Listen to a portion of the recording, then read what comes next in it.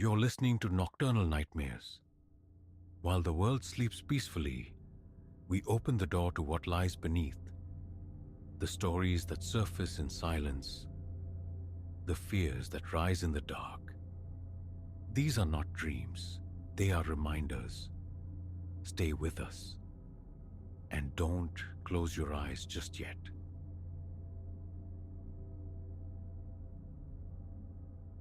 The quietude of the woods shattered the instant those silhouettes detached themselves from the tree line, melting towards the cabin. In that breath, this sanctuary, this haven procured for academic toil, twisted into a hunting ground. What began as a favor, watching Dr. Aris Thorne's secluded retreat while she lectured afar, devolved into a night etched in adrenaline and ice. A memory that would stalk my waking hours. My name is Ilara. I navigate the lean labyrinth of postgraduate life. The offer of solitude, nestled deep in nature's embrace, had seemed a gift. A week to wrestle my thesis into submission. The forest my only neighbor. Days unfolded in a blissful cadence. Sunlight streamed through the pines, illuminating dust motes dancing in the cabin's cozy air. The wraparound porch offered vistas that stole the breath, a panorama of untamed green.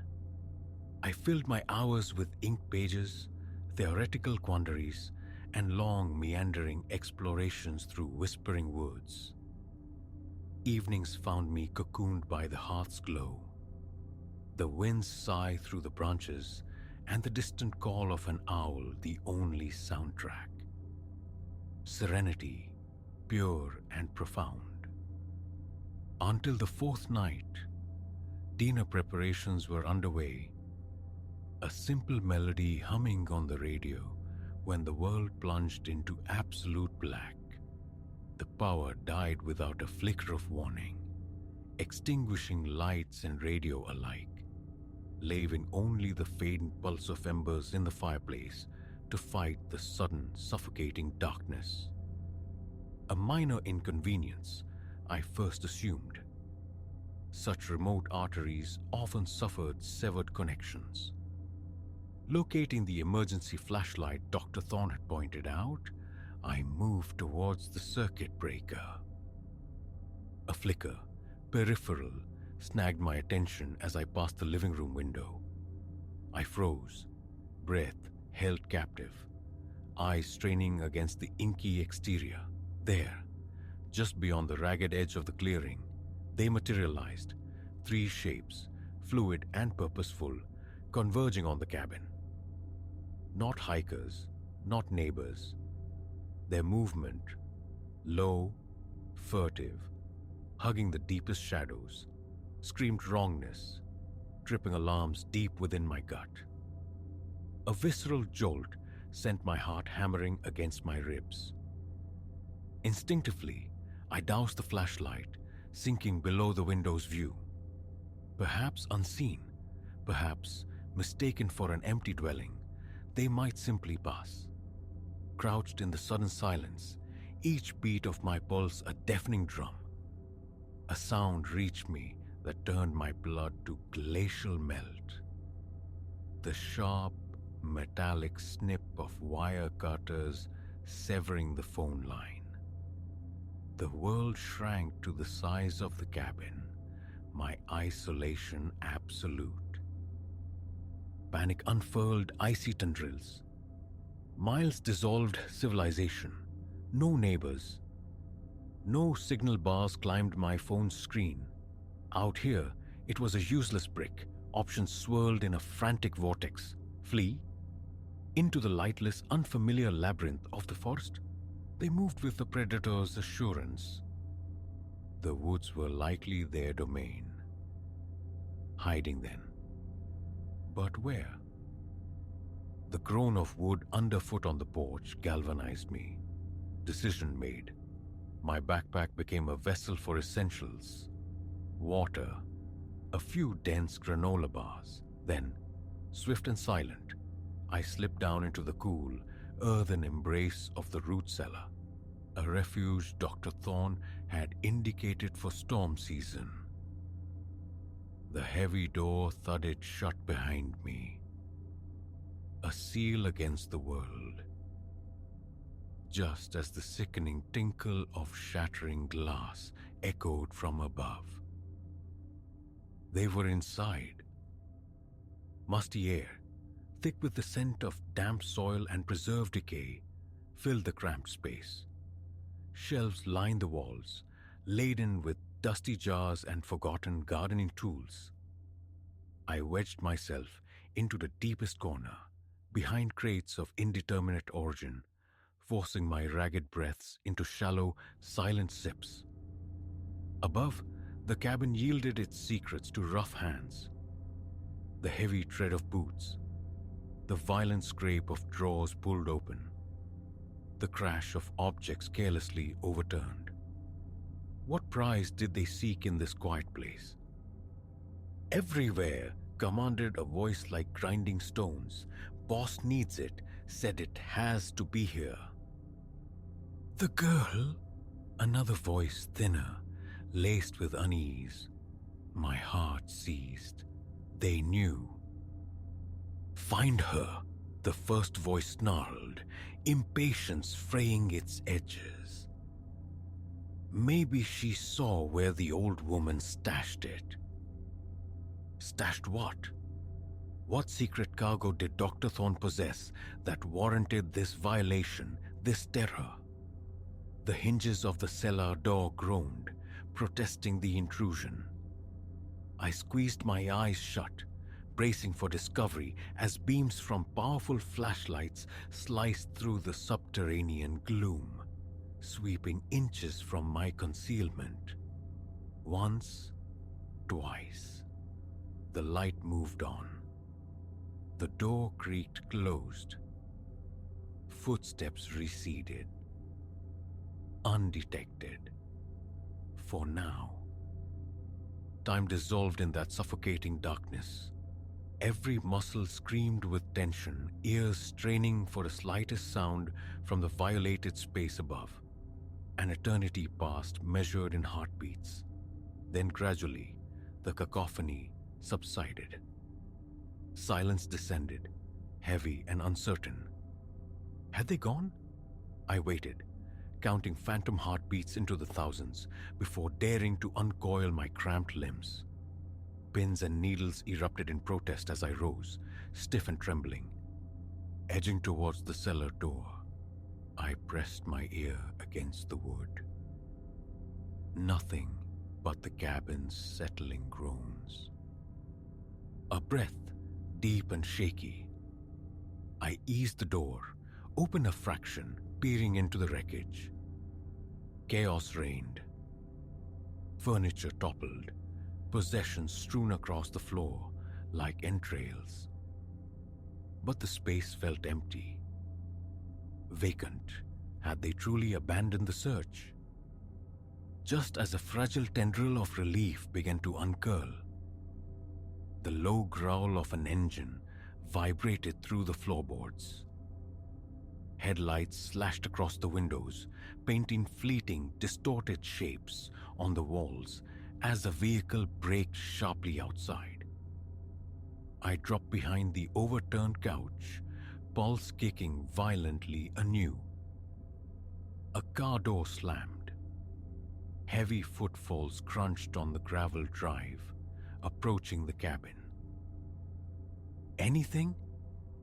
A new voice called out, sharp with authority. Places tossed. Nothing. Came the reply from one of the figures outside. No document. No girl. Document. The word hung in the air. What document? Keep looking. The newcomer commanded, his voice tight with menace. Rip it down to the studs if you have to, and find that girl. She can't have gone far. Staying was impossible. A trap waiting to spring. Discovery was inevitable. Escape then. The back door beckoned, mere feet away across the ravaged floor. If I could reach it, melt into the woods unseen. Holding my breath, I moved, a low crawl across the debris-strewn floorboards, eyes fixed on the door handle. Almost there. Then, a treacherous betrayal. A floorboard shrieked under my weight. Silence slammed down, absolute. Footsteps pivoted, quickening towards my position. Thought evaporated. Pure instinct propelled me. I wrenched the door open and bolted, plunging headlong into the forest's black embrace. Shouts erupted behind me, the heavy thud of pursuit giving chase. Branches clawed at my face. Unseen roots threatened to snare my ankles as I fled, blind and desperate, deeper into the tangled undergrowth. Direction dissolved. Only distance mattered. Run. Run until lungs burned and legs turned to water. Finally, strength utterly spent, I collapsed behind the broad trunk of an ancient oak, gulping air in ragged, painful sobs. As the frantic rhythm of my heart began to slow, I listened, straining against the forest's nocturnal symphony. Only the wind whispering through leaves, the distant chirp of crickets. Had I shaken them? Or were they out there still, casting a methodical net through the darkness? Immobility was a death sentence. Help. Authorities. But where? Panic had scoured all sense of direction from my mind. The adrenaline ebb left me raw, exposed to the terrifying clarity of my plight. Lost, hunted, utterly alone in the vast, indifferent woods. No signal, no solace, and pursued by men driven by unknown dangerous motives.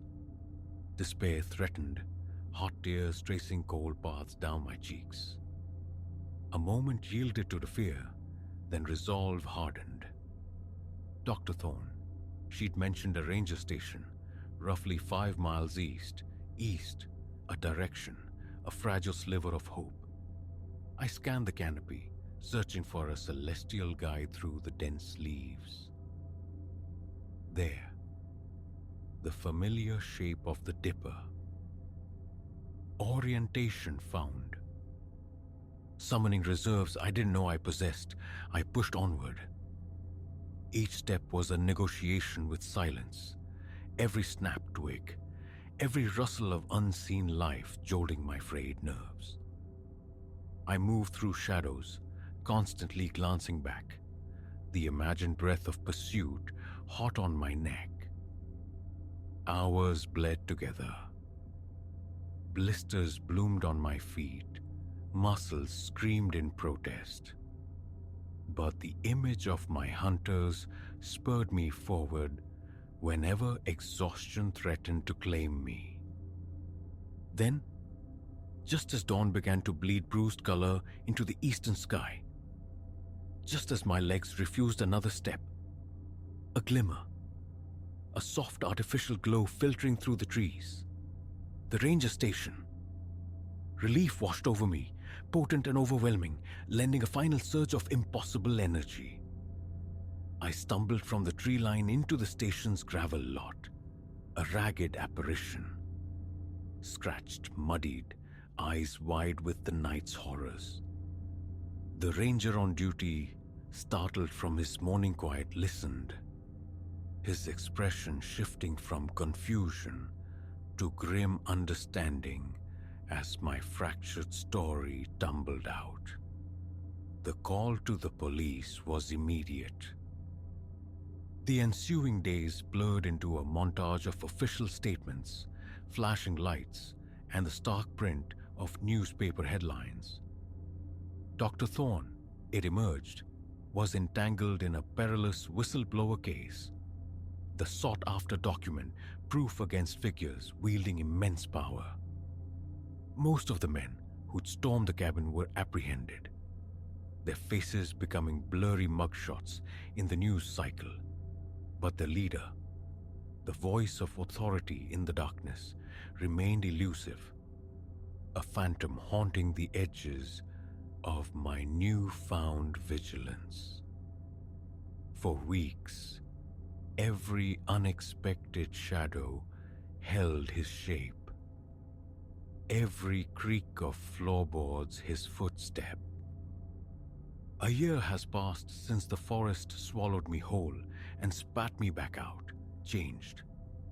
The city's constant hum, its perpetual illumination, offers a strange kind of comfort now. My thesis lies dormant, the research notes tainted by association with that violated sanctuary. Yet, piece by painstaking piece, I am reconstructing the edifice of my life. Survival, I'm learning, isn't merely the act of outrunning immediate peril. It's the quiet, relentless work of confronting the echoes of fear, of choosing to step forward into the next day and the one after that. Whether true safety is ever fully attainable again remains an open question. But this I know. I harbor a strength I never suspected, forged in the crucible of that night, tempered by the flight through the suffocating woods. If I could endure that, I can endure what comes next. So heed this. Should you ever find yourself embraced by solitude, deep in some remote corner of the world, and a discordant note disrupts the quiet, trust that unease. Sometimes, the most lethal predators are not the beasts of fang and claw, but those who walk upright, cloaked in shadow, guarding secrets they would kill to protect.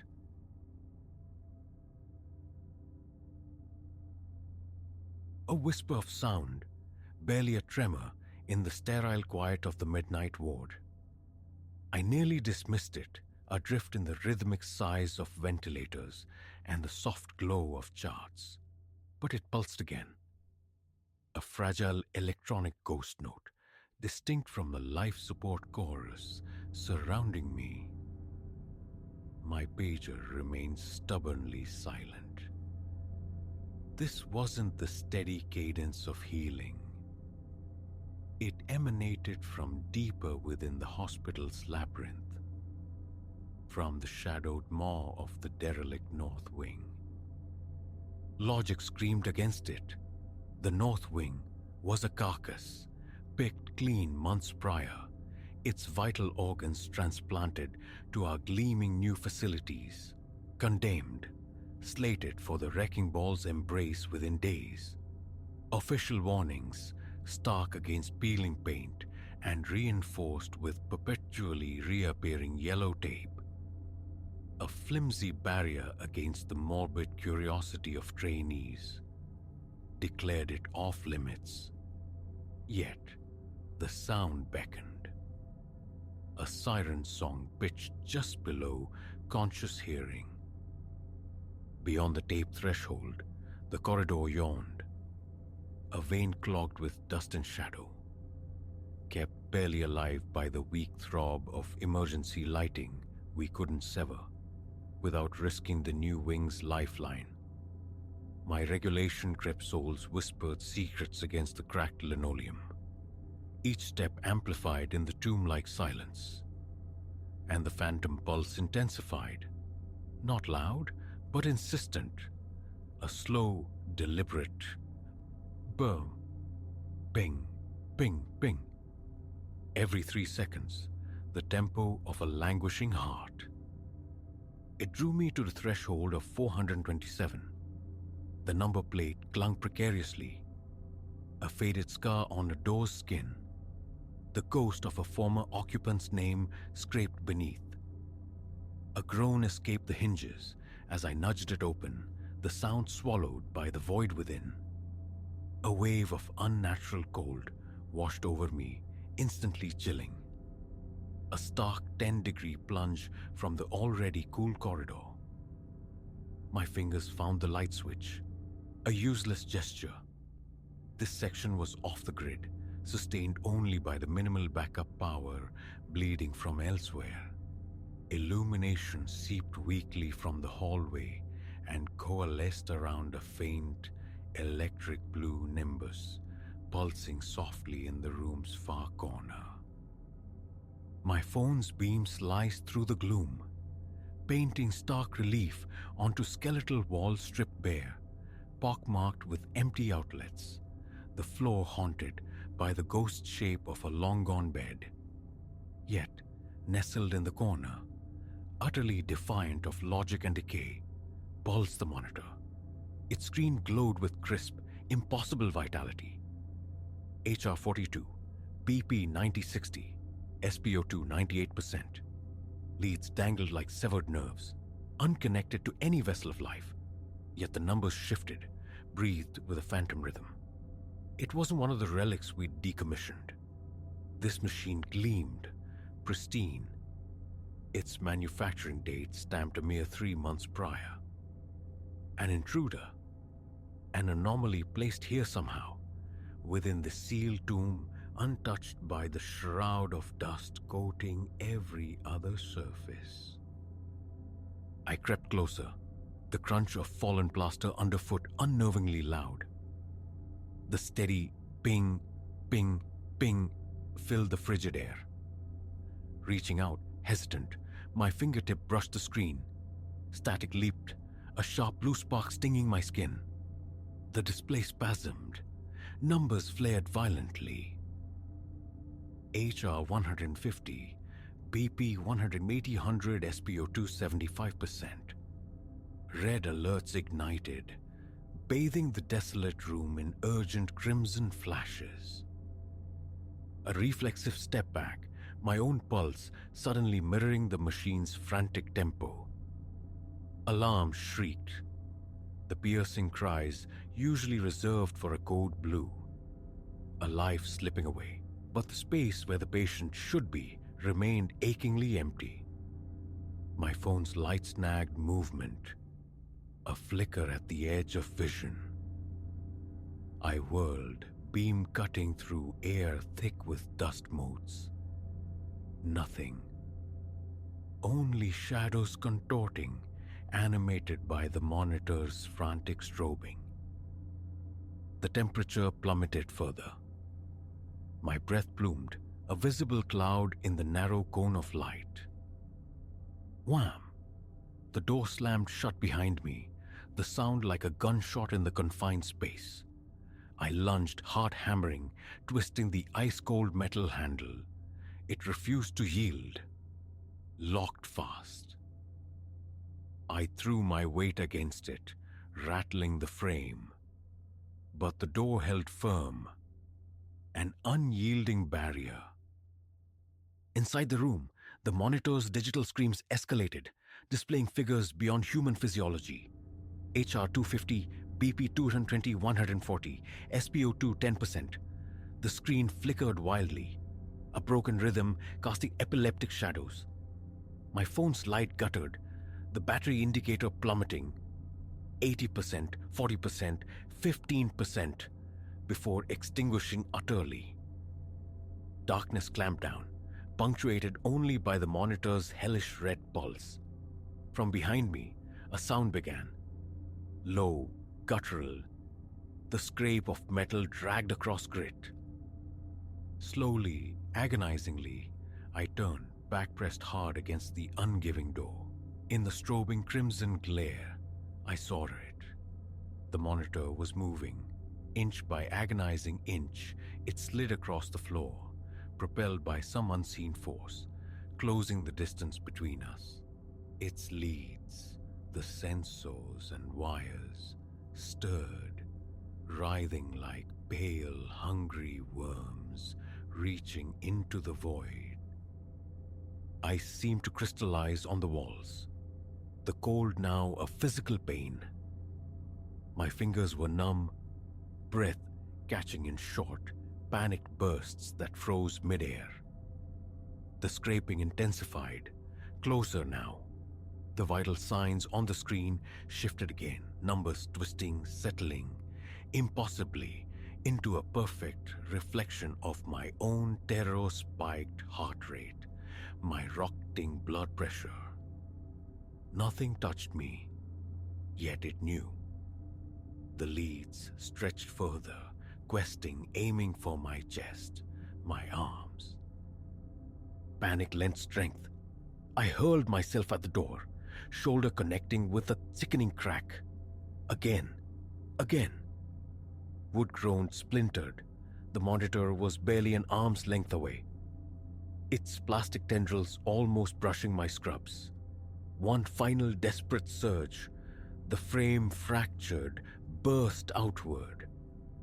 I tumbled into the corridor, scrambling to my feet. I ran. Didn't look back. Didn't dare. Footsteps hammered against the linoleum, echoing my frantic heartbeat.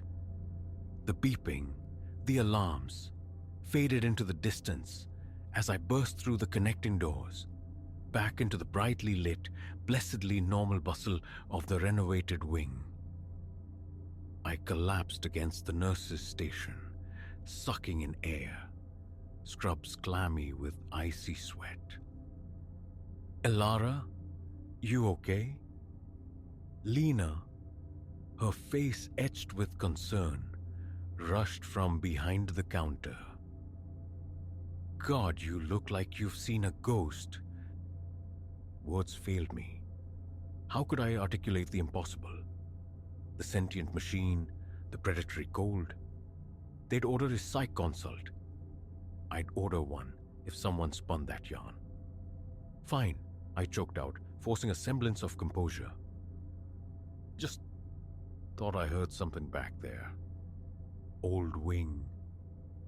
Maybe the demolition guys starting early?" Lena frowned. "Demo crews strictly days, Elara.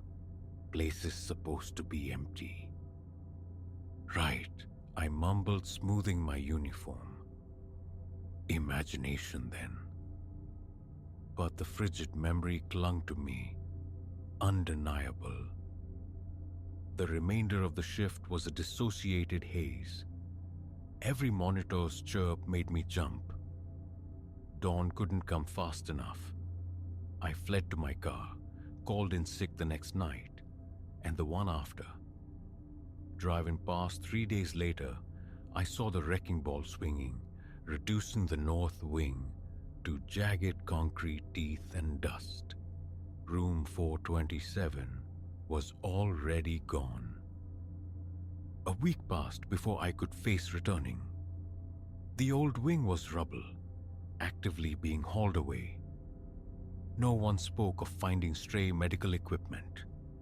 Life in the new wing hummed on. I kept my silence. Who would believe a story about a malevolent monitor? About it reaching knowing? Sometimes, I almost persuade myself. Stress, exhaustion, an overtaxed mind playing tricks. But late shifts, walking silent corridors alone, phantom beeps still echo from empty rooms. I never investigate. They finished clearing the site last month, paving it over for a new parking garage. Sometimes, pulling in for my shift, parking where the north wing once stood, I swear I hear it. A faint, rhythmic ping rising from the concrete belly below.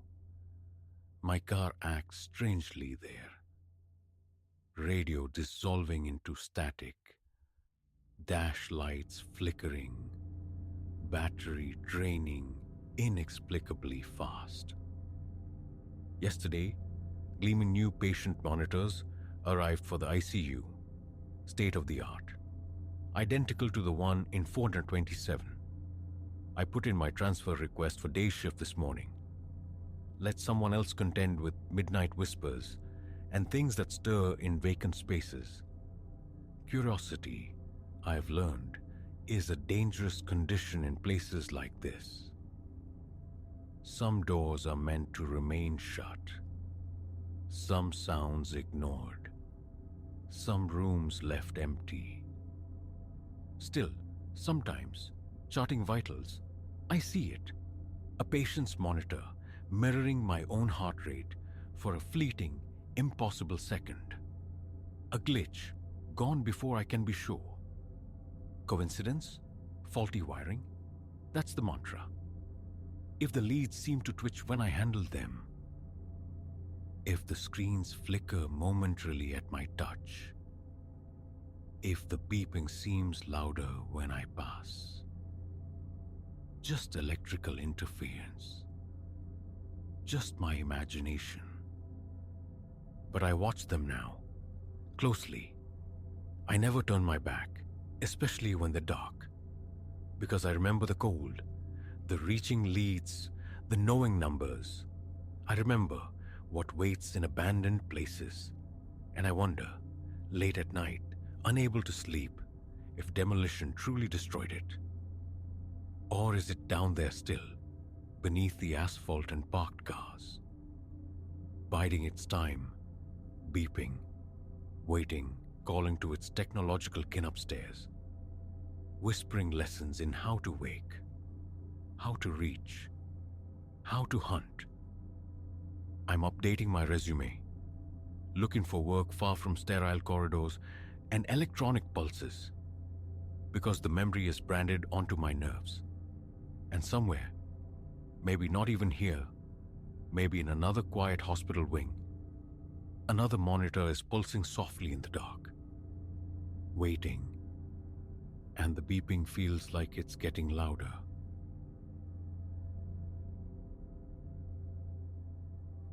The memory remains sharp, crystalline. My first encounter with the effigy. It perched atop a cardboard sarcophagus in the dim confines of my mother's storage space, radiating a peculiar wrongness that settled instantly in my gut. Light, sparse and frail, from a lone overhead bulb, struggled against the gloom, catching the doll's violet hair so it seemed to pulse faintly in its shadowed niche. My sister Chloe had deposited a flotilla of boxes there before chasing a career to some distant metropolis. My task was simple reconnaissance. Unseal inventory, impose order. Yet, the moment my fingers closed around the doll's form, a knot cinched tight within me.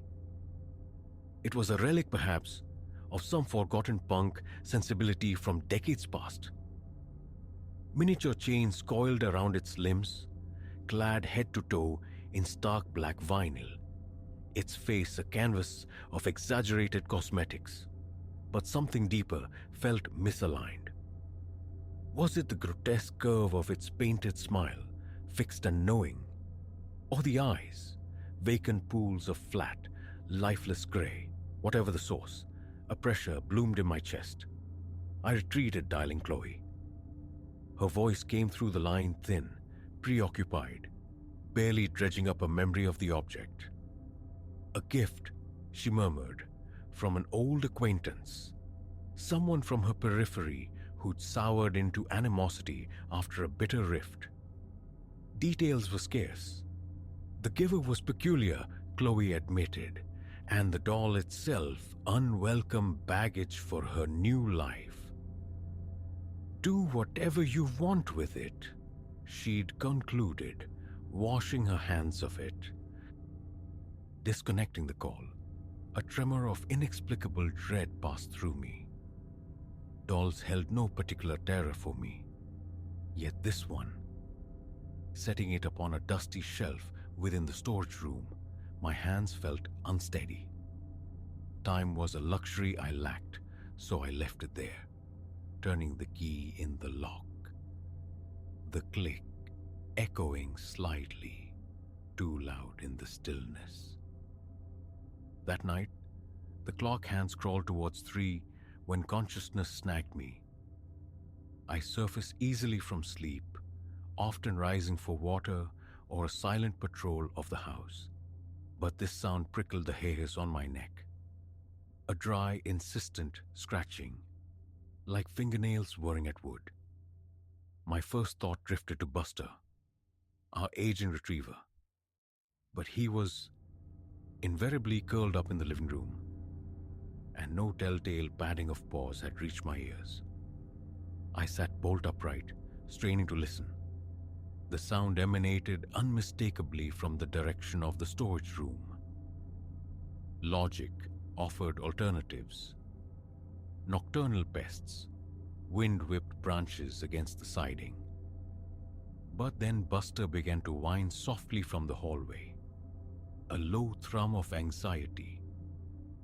Slipping from bed, I eased my door open. He stood there, a silhouette of canine fear, ears flattened, gaze locked on the corridor leading to the storage space. He wouldn't approach, wouldn't shift, a statue carved from apprehension. I moved towards the locked door, the weak hallway light casting long, dancing shadows. Glancing back, I saw Buster hadn't followed. He remained rooted near my doorway, a silent sentinel refusing to advance. The instant my palm touched the cool metal of the doorknob, the scratching ceased. I twisted the key, flicked the switch. The naked bulb flared, illuminating the cramped chamber. At first glance, inertia reigned. Boxes stood sentinel, shelves bore their dusty burdens. My pulse hammered against my ribs. Then my eyes found the doll. It sat precisely where I'd placed it, perched on the shelf, its painted grin immutable. I stared, half expecting a twitch, a subtle shift. Nothing. It remained still, inanimate. Stepping closer, I tentatively touched one of its plastic arms. Cold, rigid, undeniably synthetic. I stood enveloped by the sound of my own ragged breathing. Silence answered. No scratching, no whispers from the walls. Locking the door again, I retreated, forcing the unease down. The following morning, I mentioned the nocturnal disturbance to Mom. Concern flickered in her eyes, quickly masked by practicality. Mice, perhaps, she suggested, or just the old house settling. Our home wore its age, prone to groans and sighs. Yet, a cursory inspection revealed no droppings, no gnawed corners, none of the usual signatures of rodents. I let the subject drop, unwilling to amplify her worry, but the doll lingered, a silent accusation in the back of my mind. Buster continued his boycott of that end of the hallway. Any attempt to coax him near was met with whimpers and a hasty retreat. Several days drifted by, marked by a fragile normalcy. I immersed myself in routine, pushing the doll from my thoughts. Chloe called, chattering about her new urban existence, the strangeness unmentioned between us. Then, perhaps a week after the initial discovery, armed with broom and dustpan, I ventured back into the storage room, intent on clearing floor space. As the light snapped on, my gaze snagged on peculiar blemishes marring the wall directly above the doll's shelf. Dark streaks, like soot or ash. Frowning, I touched the marks. They felt powdery, friable, leaving a black residue on my fingertips. "Mom," I called out, "did you light a candle in here? Burn anything?" Her denial was immediate. She rarely entered the room. Balancing on a stool, I examined the wall more closely. No scorch marks blistered the paint. Just this odd dry black dust that smeared easily. It wasn't smoke damage.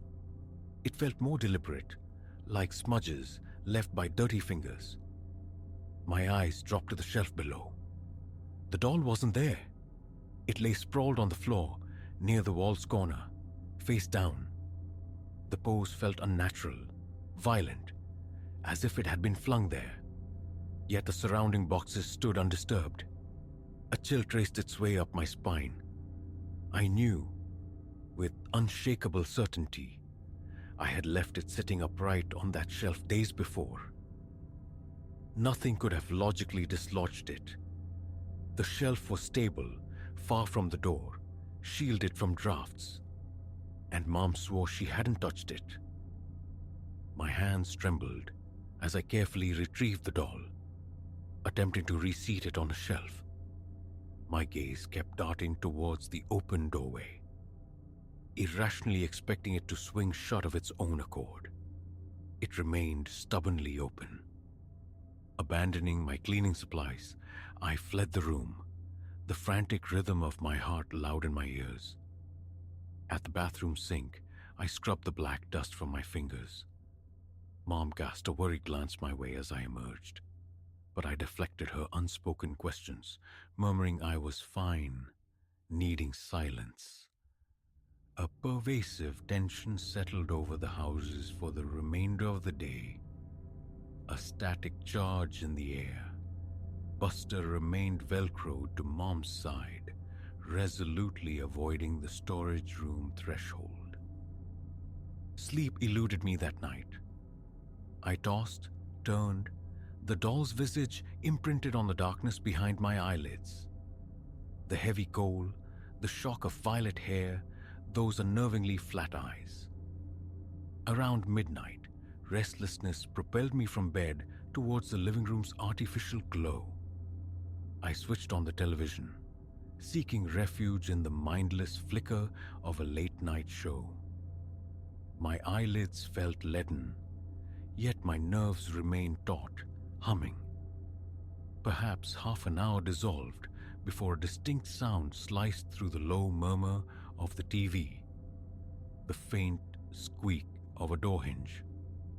I muted the volume, listening intently. Not my bedroom door, nor the bathroom. It sounded unnervingly like the storage room door, the one I knew I had locked.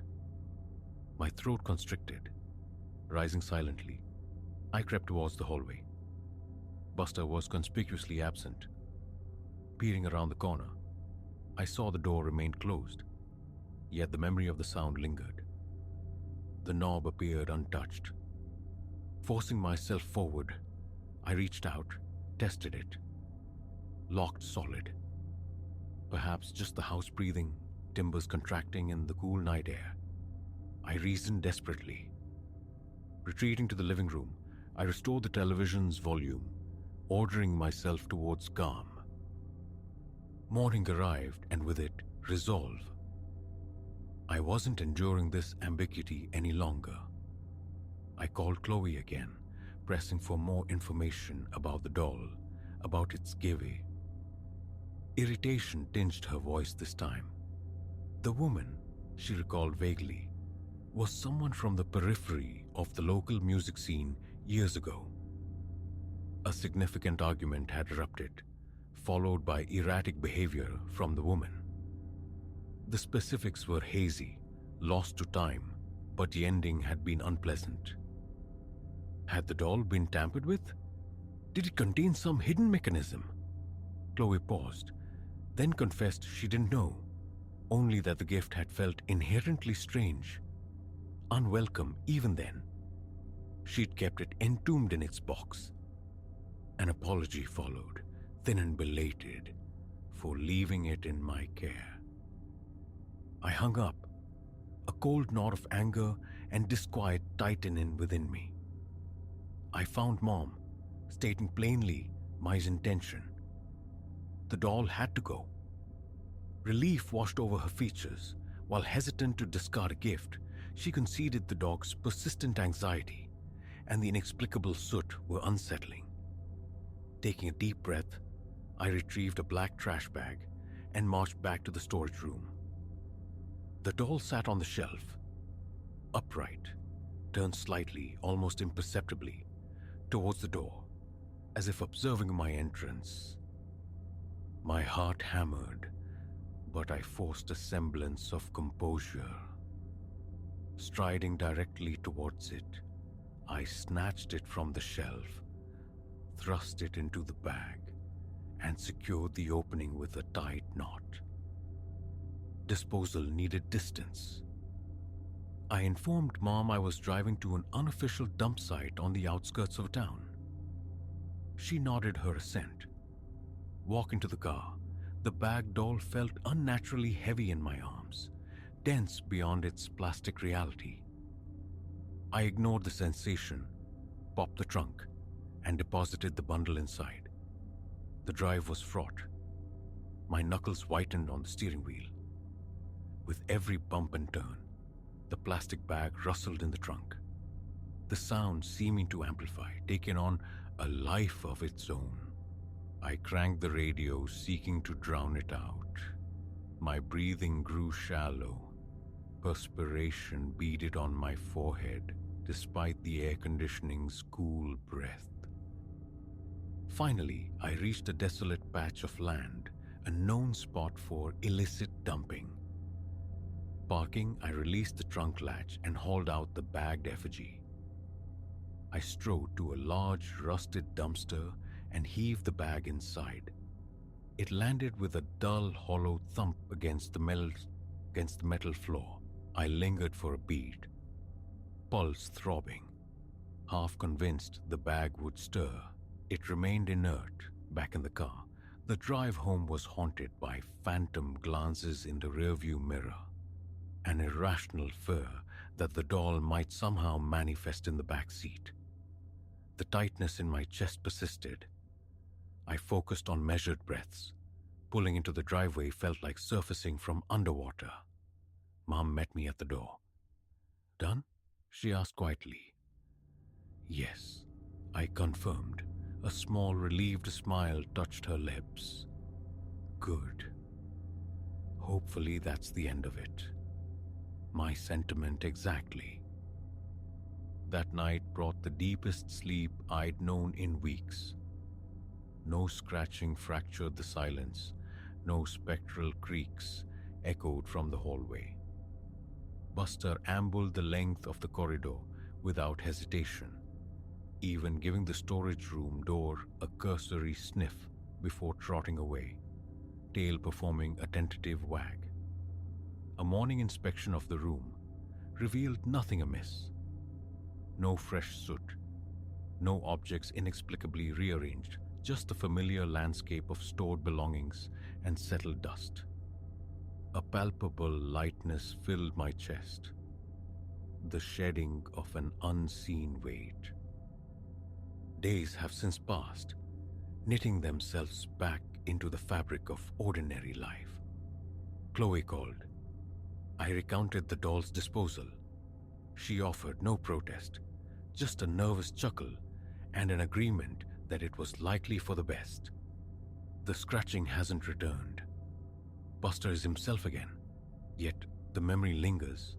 The violet hair, the painted-on intensity, the flat grey eyes, stirring a residual unease. I possess no grand theory, no tidy explanation for the phenomena. I only have the testimony of my senses. The scraping sounds, the anomalous soot, the doll's unsettling migrations.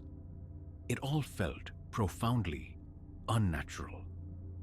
I've discarded countless items over the years, but none carried that particular resonance of wrongness.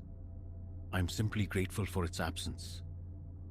I told Mom, should anything similar ever cross our threshold again, immediate expulsion is the only recourse. She readily agreed.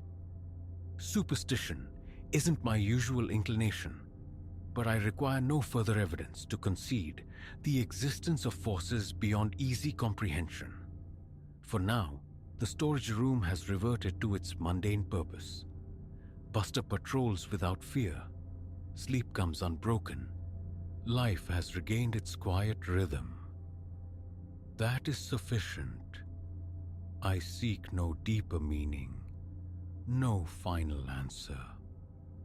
I am finished with that doll, and I profoundly hope it is finished with me.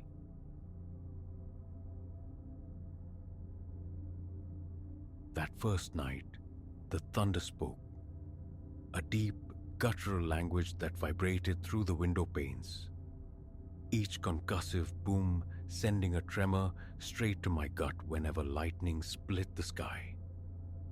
I was adrift on my Uncle Lorne's acreage, a solitary custodian tasked with the horse's feed and the vigilance of a particular tool shed.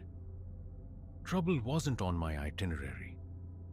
Places like this I'd always believed were where stillness pooled, where nothing ever truly happened. The plan was simple. Chores, maybe some flickering television, then unbroken sleep. Reality, however, had other designs. Uncle Lorne's land unfurls about a mile off, the artery of the main road, accessed by a gravel ribbon that sighs and crunches beneath tires. To one flank lies a pasture where a handful of horses drift like earthbound clouds. The other is bordered by a dense congregation of trees and tangled scrub. Tucked near the property's edge, behind the stable's silhouette, stands the tool shed. It's a humble structure of weathered planks, pierced by the weak glow of a single, naked bulb dangling from a cord. "Keep it locked," Uncle Lorne had stressed, his voice low.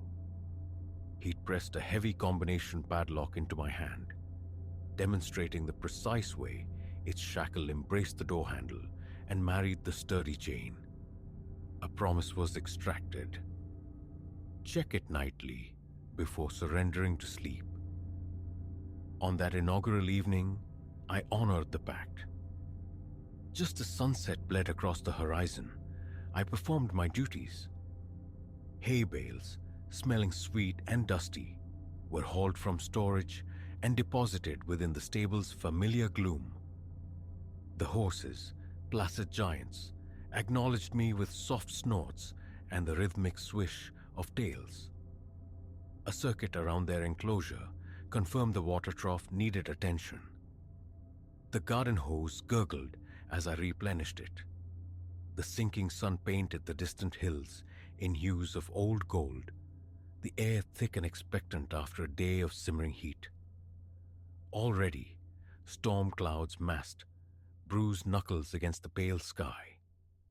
It was then, I recall, that my gaze fell upon the tool shed.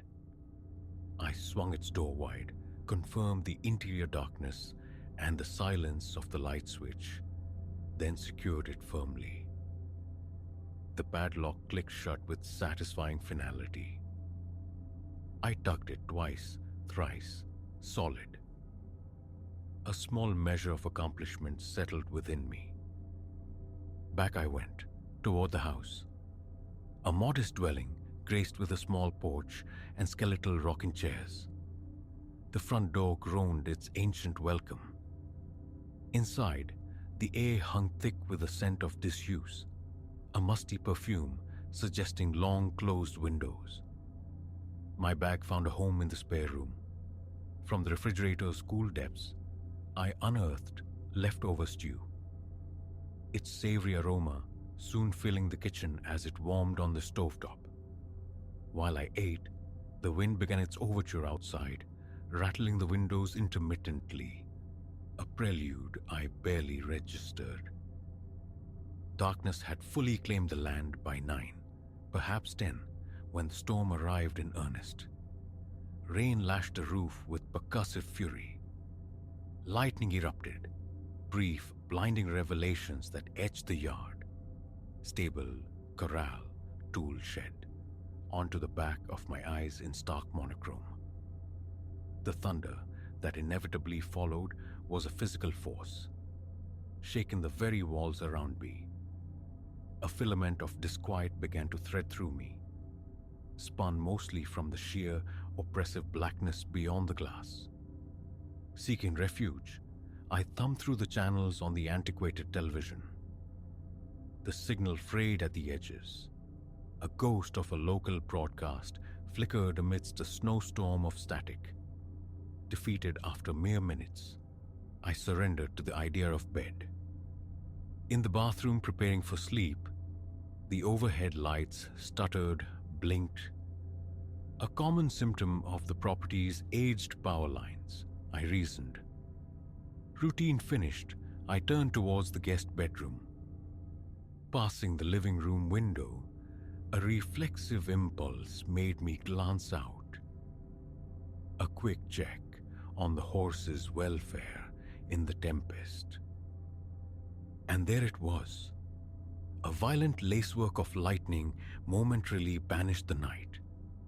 In that stark, instantaneous illumination, I saw the stable, a segment of the corral fence, and the tool shed.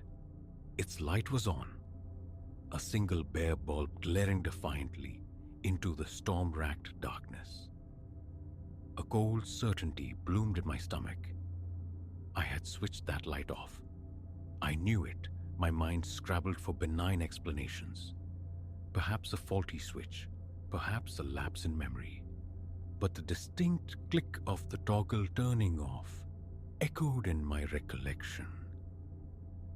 Still, I clung to denial, resisting the implication of intrusion. From the hallway closet, I retrieved a raincoat, stiff and canary yellow from neglect. Shrugging it on, I located an old flashlight, its beam weakened by tired batteries, yet functional. Then I stepped onto the porch. The overhead light buzzed erratically as a gust drove stinging raindrops against my face. Tucking the flashlight under one arm, I pulled the hood low. My boots ground into the saturated gravel. Each step an announcement. Rain blurred my vision, forcing constant blinking. The flashlight's beam danced wildly with every buffet of wind.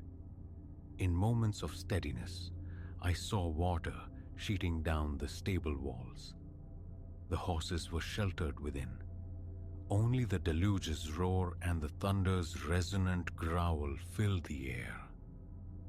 Another lightning flash seared the scene, and the tool shed's interior light flickered, then abruptly died.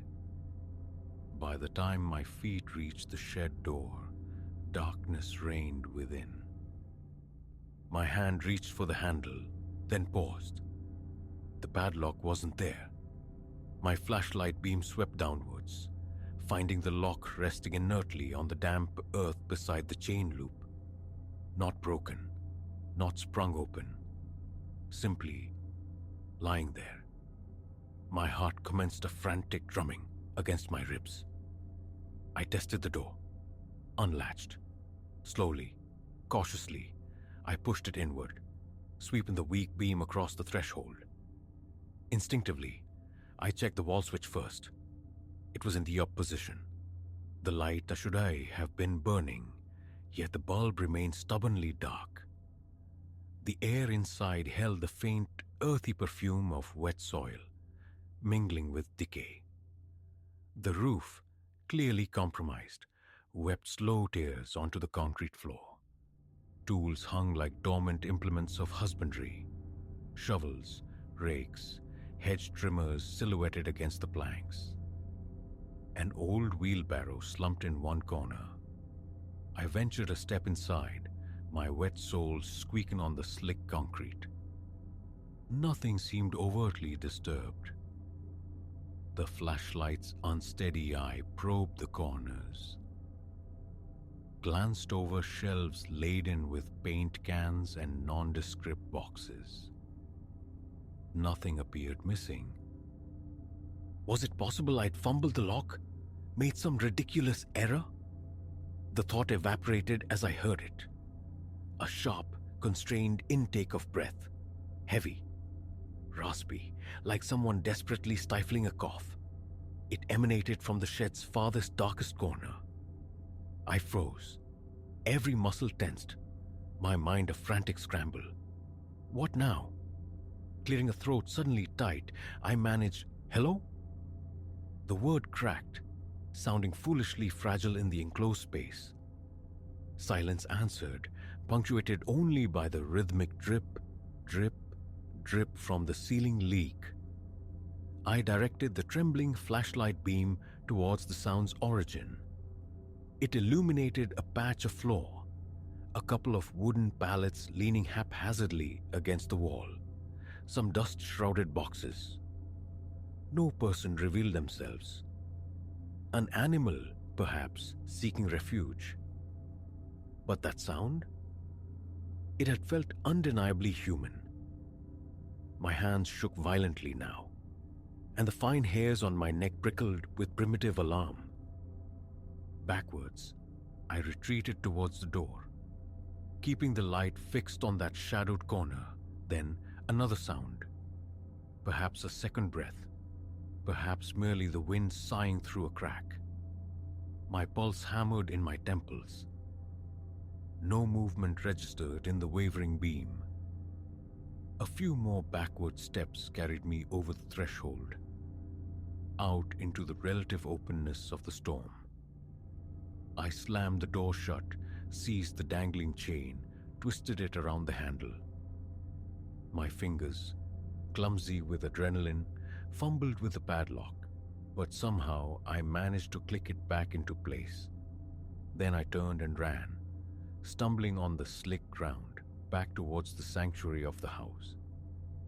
Once inside, the front door was bolted, and an old dining chair wedged firmly beneath the knob. A flimsy, irrational barricade, but my rattled state demanded action. I stood there for long moments, listening only to the storm's receding fury, my mind replaying that single, chilling exhalation. Someone had been in there. Why the silence? Why leave everything untouched? Sleep that night was a tattered thing, torn repeatedly by thunder's fading echoes. At some indeterminate point, exhaustion must have claimed me, for the next awareness was sunlight striping the floor through gaps in the curtains. I sat up, stiff and gritty-eyed. Dressing quickly, I ventured outside. The storm had cleansed the world, leaving behind glittering puddles and the scent of rain-washed earth. By the fence, the horses stood placidly, tails flicking. I walked, drawn by an anxious gravity, to the tool shed. In the unambiguous light of morning, it looked utterly mundane. The padlock hung securely. I tested the door, locked tight. Using the combination, I opened it and stepped inside, conducting a thorough visual sweep. Nothing missing. Every tool precisely where it belonged. The floor remained damp, yet bore no discernible footprints beyond my own from the previous night. No sign of forced entry. The light bulb remained off. I flicked the switch. It sputtered, flickered briefly, then held steady. Standing there, scanning each shadowed corner one last time, I felt a profound sense of unreality. If someone had shared that space with me in the dark, they had vanished without a trace. Shaking my head, I locked the shed once more and turned to the day's chores. Late morning brought the realization I'd need assistance with shifting heavier feed sacks. Uncle Lorne had mentioned a caretaker on the neighboring property available for such needs. Following a dirt path, I approached the adjacent land. A small cabin presided over by an aging pickup truck. The caretaker emerged, a man in his 60s, gray-haired, with a formidable mustache and a noticeable limp. Mr. Hemlock, he introduced himself. After explaining my own presence, I cautiously broached the subject of shed break-ins, of anything unusual. A peculiar expression flickered across his face. His eyebrows lifted. His gaze dropped momentarily to the ground. Repeating my query yielded only a shake of his head and a dismissive, fluttering hand gesture. A silent urging to abandon the topic. No trouble round here," he stated flatly. Then pivoted the conversation abruptly to hay bales and whether I required help. Further attempts to probe were skillfully deflected. I let it rest, though his reticence felt heavy with unspoken knowledge. The remainder of the day unfolded with deceptive calm. I mucked out the stable, reorganized supplies, tended to the horses. The sky remained clear, my earlier panic subsiding into a low-grade unease, yet the night's events replayed relentlessly. Had the breath been an echo of my own panicked respiration in that confined, damp space? Had I truly, inexplicably, failed to secure the lock properly? But the certainty persisted. The locked door, the extinguished light. I resolved to exercise extreme caution come nightfall. That evening, my preparations were meticulous. Every door, every window secured. A final pilgrimage to the tool shed. Light confirmed off, padlock tested until my fingers ached, ensuring its steadfastness. Horses fed, I retreated indoors, bolting the door behind me. Dinner was a simple sandwich consumed distractedly, while the television offered slightly improved reception. An old black and white film flickered across the screen. I watched with half an ear cocked to the night, alert for any deviation from the familiar sounds of the rural dark. Weariness eventually won. I went to bed.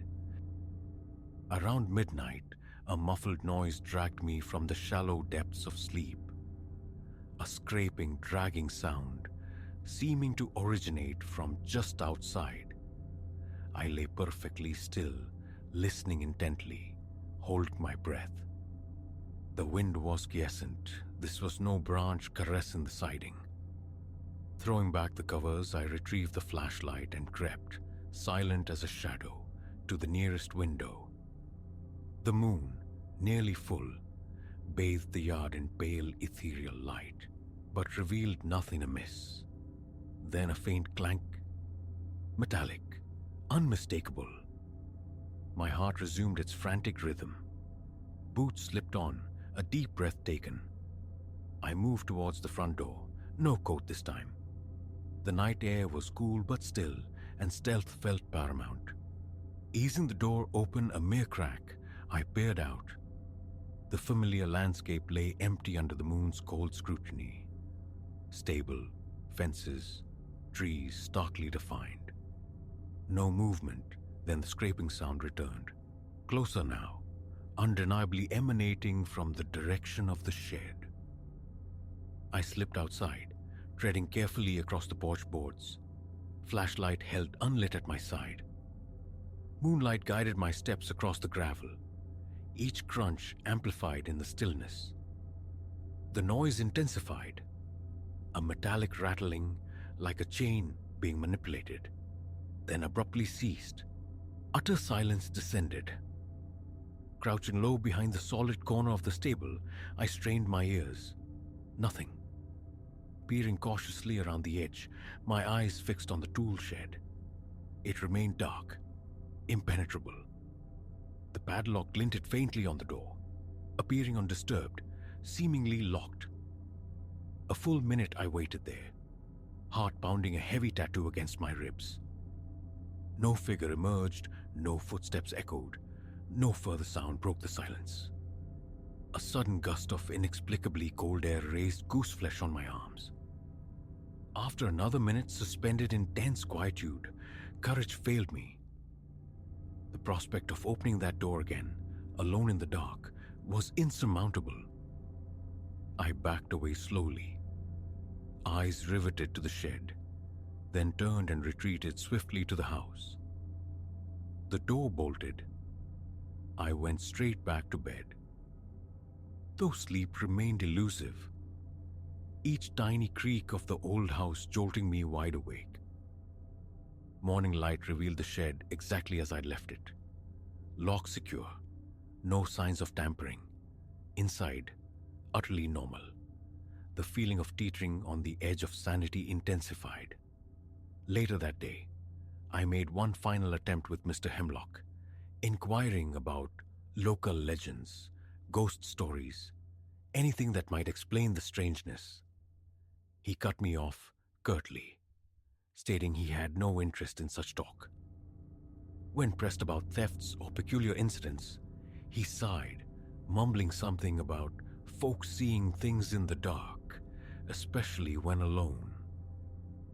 Keep an eye on the shed, he advised gruffly, but don't fret yourself unduly.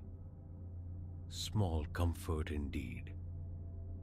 My remaining nights on the property passed without major incident. Each evening, the ritual: lock the shed, check the house, tend the horses, listen. Small noises persisted. Rustlings in the brush, the sigh of the wind. Ambiguous sounds that could be animal or imagination.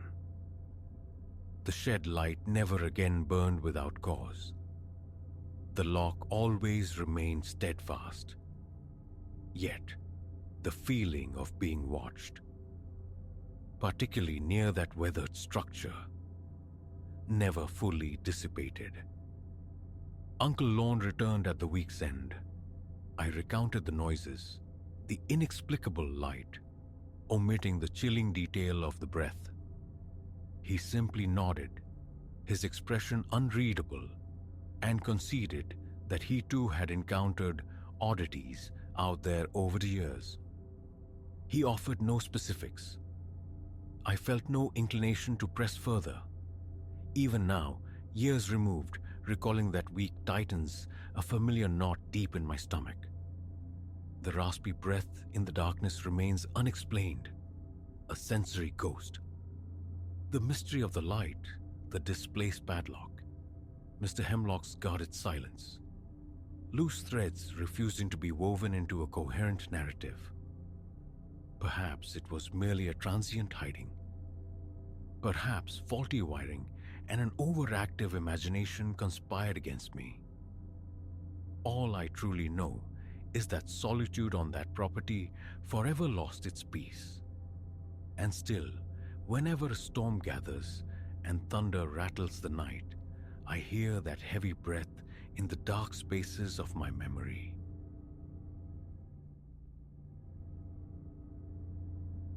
This old house, 2 stories of weary timber and flaking paint, became mine through a confluence of low price and immediate vacancy.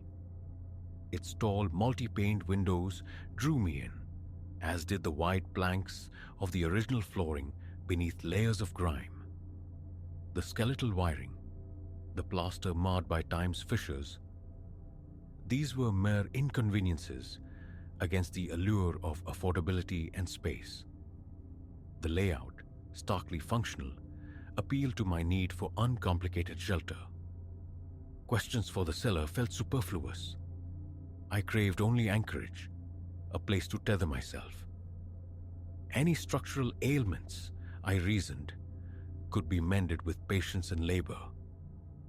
In the clarity of daylight, the house presented itself honestly. Ceilings scarred with patches needing attention, walls traced with hairline cracks. Yet it felt possessable, a shell awaiting the imprint of my life. The initial weeks unfolded in a quiet rhythm of domestic reclamation. Cartons yielded their contents. Furniture found its tentative placement in the main living area, and my sleeping quarters took shape on the upper floor. Days blurred into the scent of fresh paint, a sharp chemical tang I countered by flinging open windows to the breeze. My shoulders ached from the repetitive ascent and descent of the stepladder, forcing interludes of rest. The electrical system functioned, albeit with a temperamental flicker, whenever appliances competed for current.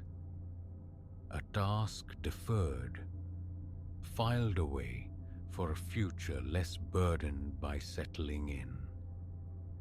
Then came the first true deluge. Seated below, cocooned in the living room's nascent comfort, I listened to the rain's percussive drumming on the shingles overhead.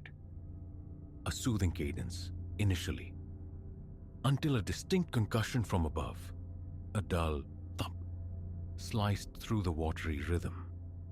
I muted the television's drone. Silence, save for the rain. Another thump, heavier this time, followed by a furtive skittering. The television clicked off entirely.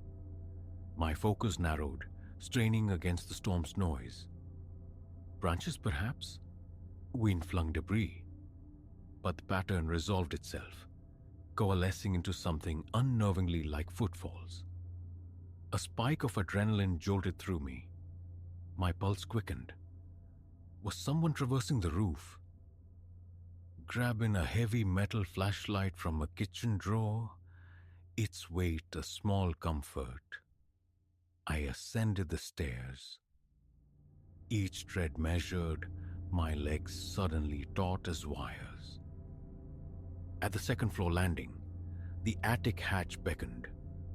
Balancing precariously on a wooden stool, I shoved it upward. A miasma of aged dust and desiccated timber assailed my nostrils. The flashlight beam carved a cone of light through the gloom, illuminating a cramped space cluttered with forgotten boxes huddled against the eaves. Skeletal rafters stretching across the low ceiling. No intruder visible. Above, the rain hammered relentlessly. Yet the steps sounded closer now, transformed into a light, grating scrape. Hoisting myself into the attic proper, my shoes crunched on loose debris. Fallen plaster, perhaps stray nails. I navigated towards the small weather-beaten door, granting access to the roof. It groaned open under my cautious pressure. Rain lashed my face instantly. A cold shock. The flashlight beam swept across the slick, dark expanse. Empty, the roof pitched treacherously beneath my feet, the wind a physical force threatening my balance. And then I saw them. Dark, sodden impressions stark against the wet shingles. Footprints, unmistakably fresh.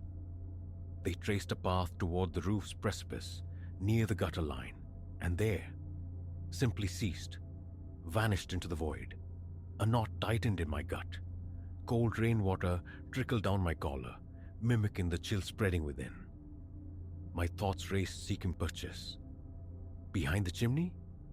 Crouched near a downspout? Nothing. The roof was starkly, terrifyingly vacant.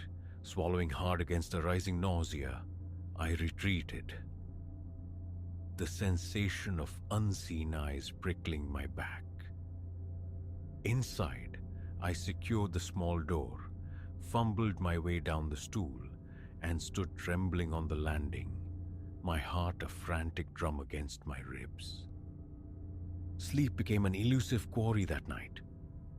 Every creak of the old house, every gust of wind, snapped me upright in bed. I reached for my phone repeatedly, the urge to call someone warring with a profound sense of embarrassment. Imagination, I told myself fiercely. Surely just imagination playing tricks in the storm. Morning dawned clear and deceptively calm. I circled the house's perimeter, searching for ladders, for any sign of forced entry near the walls. The ground was soft, muddy, but yielded no telltale tracks. The house, bathed in sunlight, seemed placid, almost innocent. I resolved to banish the memory. Forcing down a quick breakfast, preparing for the day with determined normalcy, actively suppressing the tendrils of unease. A week later, another tempest gathered, arriving near midnight. This time, I was already upstairs, in my bedroom. Rain struck the glass panes like thrown gravel, the assault on the roof intensifying. Lightning split the darkness, momentarily etching the room's familiar shapes onto my retinas. A nervous anticipation coiled within me, the memory of those rooftop footsteps vivid and unwelcome.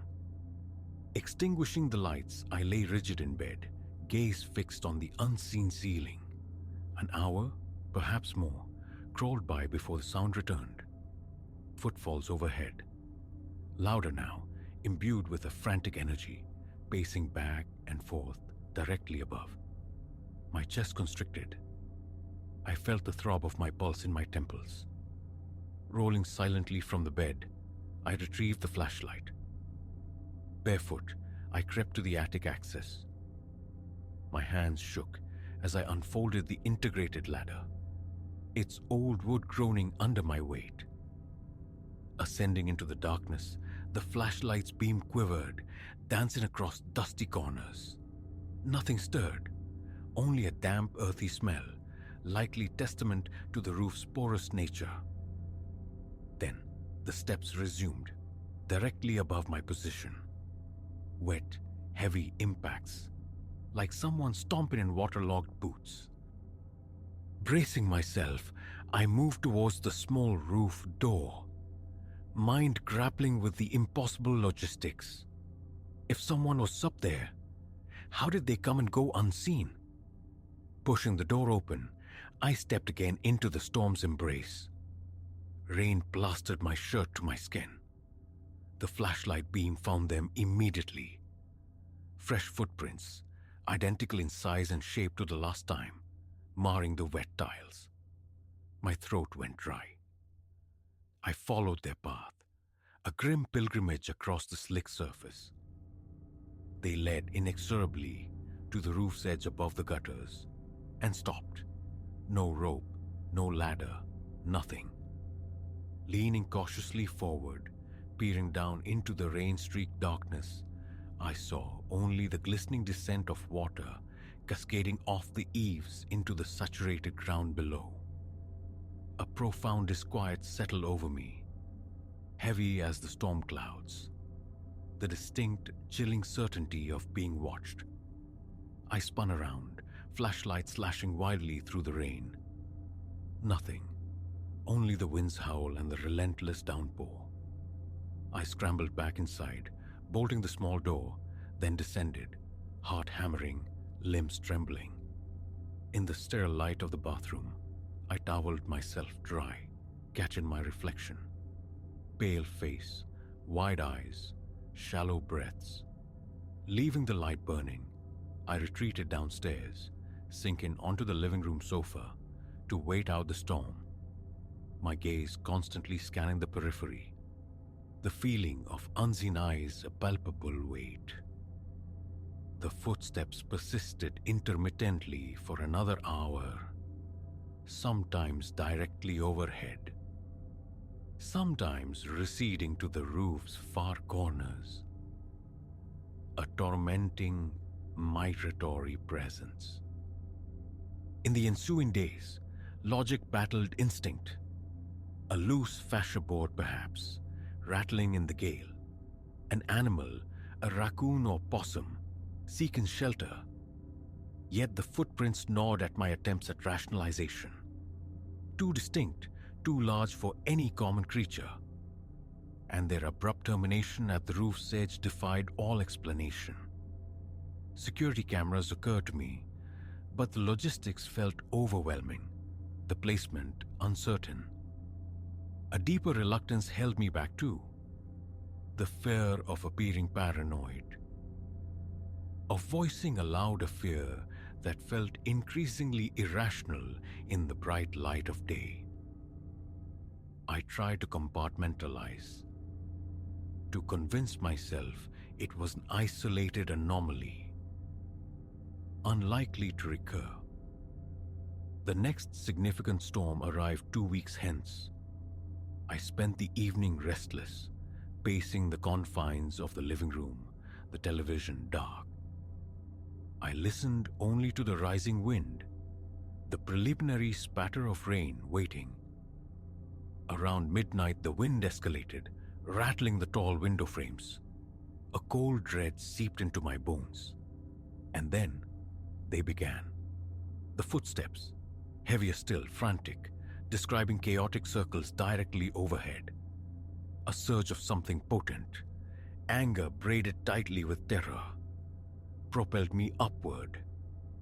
I snatched the flashlight and bolted for the stairs, slamming the downstairs door behind me with uncharacteristic force. My heart pounded against my sternum as I climbed the attic ladder, jaw clenched. Flinging open the roof access door, I bellowed into the tempest. "Who's out here?" My voice was swallowed instantly by the rain and wind. The flashlight beam revealed the familiar, maddening pattern. Sodden footprints circling crazily before making their inexorable path to the edge. "Show yourself," I screamed, the demand raw, desperate. Silence answered, save for the storm's fury. That creeping sensation returned, intensified, the absolute certainty of presence directly behind me. I whirled, light beam trembling violently. Nothing. Just the deluge, assaulting me from all sides, plastering my hair to my forehead, stinging my eyes. Every nerve shrieked retreat. I stumbled back towards the door, slid inside, and slammed the bolt home. The remainder of the night was a vigil. I sat near my bedroom window, clutching a heavy crowbar salvaged from the basement, the flashlight resting in my lap. Every sound made me jump, my stomach a tight knot of anxiety. My eyes darted relentlessly, scanning shadows, probing corners. The house itself felt empty, yet the conviction remained. Something wanted in. Something paced that roof, leaving its wet signature, watching me. Near dawn, the storm finally relented, leaving behind an exhausted, trembling silence. Sunlight eventually filtered through the clouds, finding me drained, jittery, sleep a distant memory. Driven by a grim determination, I sealed the attic door from the inside. Nails, long and thick, secured a sturdy plank across the frame, a crude but emphatic barrier. On the next dry day, I wrestled with installing a motion-activated floodlight high on the roof peak, a precarious task involving drills, brackets, and a long climb. Testing it, aiming the beam across the shingles, offered a small measure of reassurance. It worked. For a few days, a fragile sense of security returned, though every forecast mentioning storms sent a fresh wave of anxiety through me. The final storm of this harrowing overture broke a month after I'd first crossed the threshold.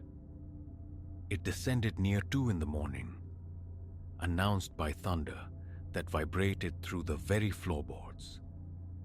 Rain hammered the roof with relentless violence. Too agitated for the vulnerability of my upstairs bedroom, I lay on the living room sofa, eyes closed but every sense hyper-alert. My heart leaped as the footsteps commenced anew, louder, heavier, imbued with an almost percussive anger, stomping directly overhead. Then, a faint, diffuse glow seeped through the boarded-up attic hatch, the motion sensor light. I froze, a glacial coldness spreading through my limbs, my pulse a deafening roar in my ears. The board, the nails, they would hold, I told myself. They had to hold. The stomping persisted, then shifted, moving across the roof plane. A scraping sound followed, sharp and deliberate, near the gutters. Images flooded my mind. Fingers prying at a window ledge. Something seeking purchase to descend. My gut clenched. I surged upstairs, taking the steps 2 at a time, flipping every light switch as I passed. The hallway bulb flickered erratically, amplifying my frayed nerves. Reaching the attic hatch, I saw the plank remain secure. the nails firmly embedded. Above, the motion light clicked on, off, on again, triggered by the relentless movement. Footsteps traversed the roof, pressing my ear flat against the wood of the hatch. My breathing came in ragged gasps, sweat cooling on my back. I could hear the muffled drumming of rain, the trickle of water finding its way through unseen breaches, and the shuffle and stomp of those unseen feet. Then, abruptly, silence fell. A heavy, protracted pause. I stood rigid, caught between the urge to tear down my barricade and the instinct to flee. My heart felt dangerously close to bursting. Suddenly, a heavy thud resonated directly above the hatch. My knees buckled. Clenching my fists, I forced sound from my constricted throat. "Go away!" I yelled, the words thin against the lingering storm. No reply. The silence stretched, taut and menacing. Then, slowly, deliberately, the footsteps resumed. They ambled towards a far corner of the roof, the sound gradually diminishing, finally absorbed by the receding storm. I remained there for long minutes, breathing hard, straining to hear their return. They did not come back. Eventually, shakily, I descended, body coiled tight, eyes still sweeping every shadow, forcing my breathing to slow. The next morning, under a washed clean sky, I ventured onto the roof once more. The footprints were there, leading from the area near the boarded hatch, across the damp tiles, straight to the edge. The motion light was undisturbed. The nails held fast. The plank was unbreached, no sign of entry, forced or otherwise. I walked the path carefully, my own shoes squeaking on the wet surface. The prints halted, as always, at the sheer drop. My stomach churned. I stood at the precipice, gazing down at the sodden earth far below. No ladder, no rope, no platform. Just empty rain-washed space. Now I inhabit this uneasy truce. Daylight paints the house in strokes of normalcy, a structure of wood and plaster. A reasonable bargain, but when the clouds gather, when the first drops of rain have begun their nocturnal tattoo, a familiar tension coils within me. The mystery remains unsolved, impervious to locks, boards, lights, and frantic searches. With each returning storm, the footsteps echo, seemingly heavier each time, leaving their inexplicable signature. I never see the walker. I cannot anticipate their arrival beyond the forecast. I can only wait, flashlight and crowbar within reach. Listening to the rain, feeling that persistent, unseen gaze. And with every storm, the question sharpens. Is this the night the footprints will finally cross the threshold? It's a question that haunts the rain-soaked darkness, stealing sleep, promising only uncertainty with the dawn.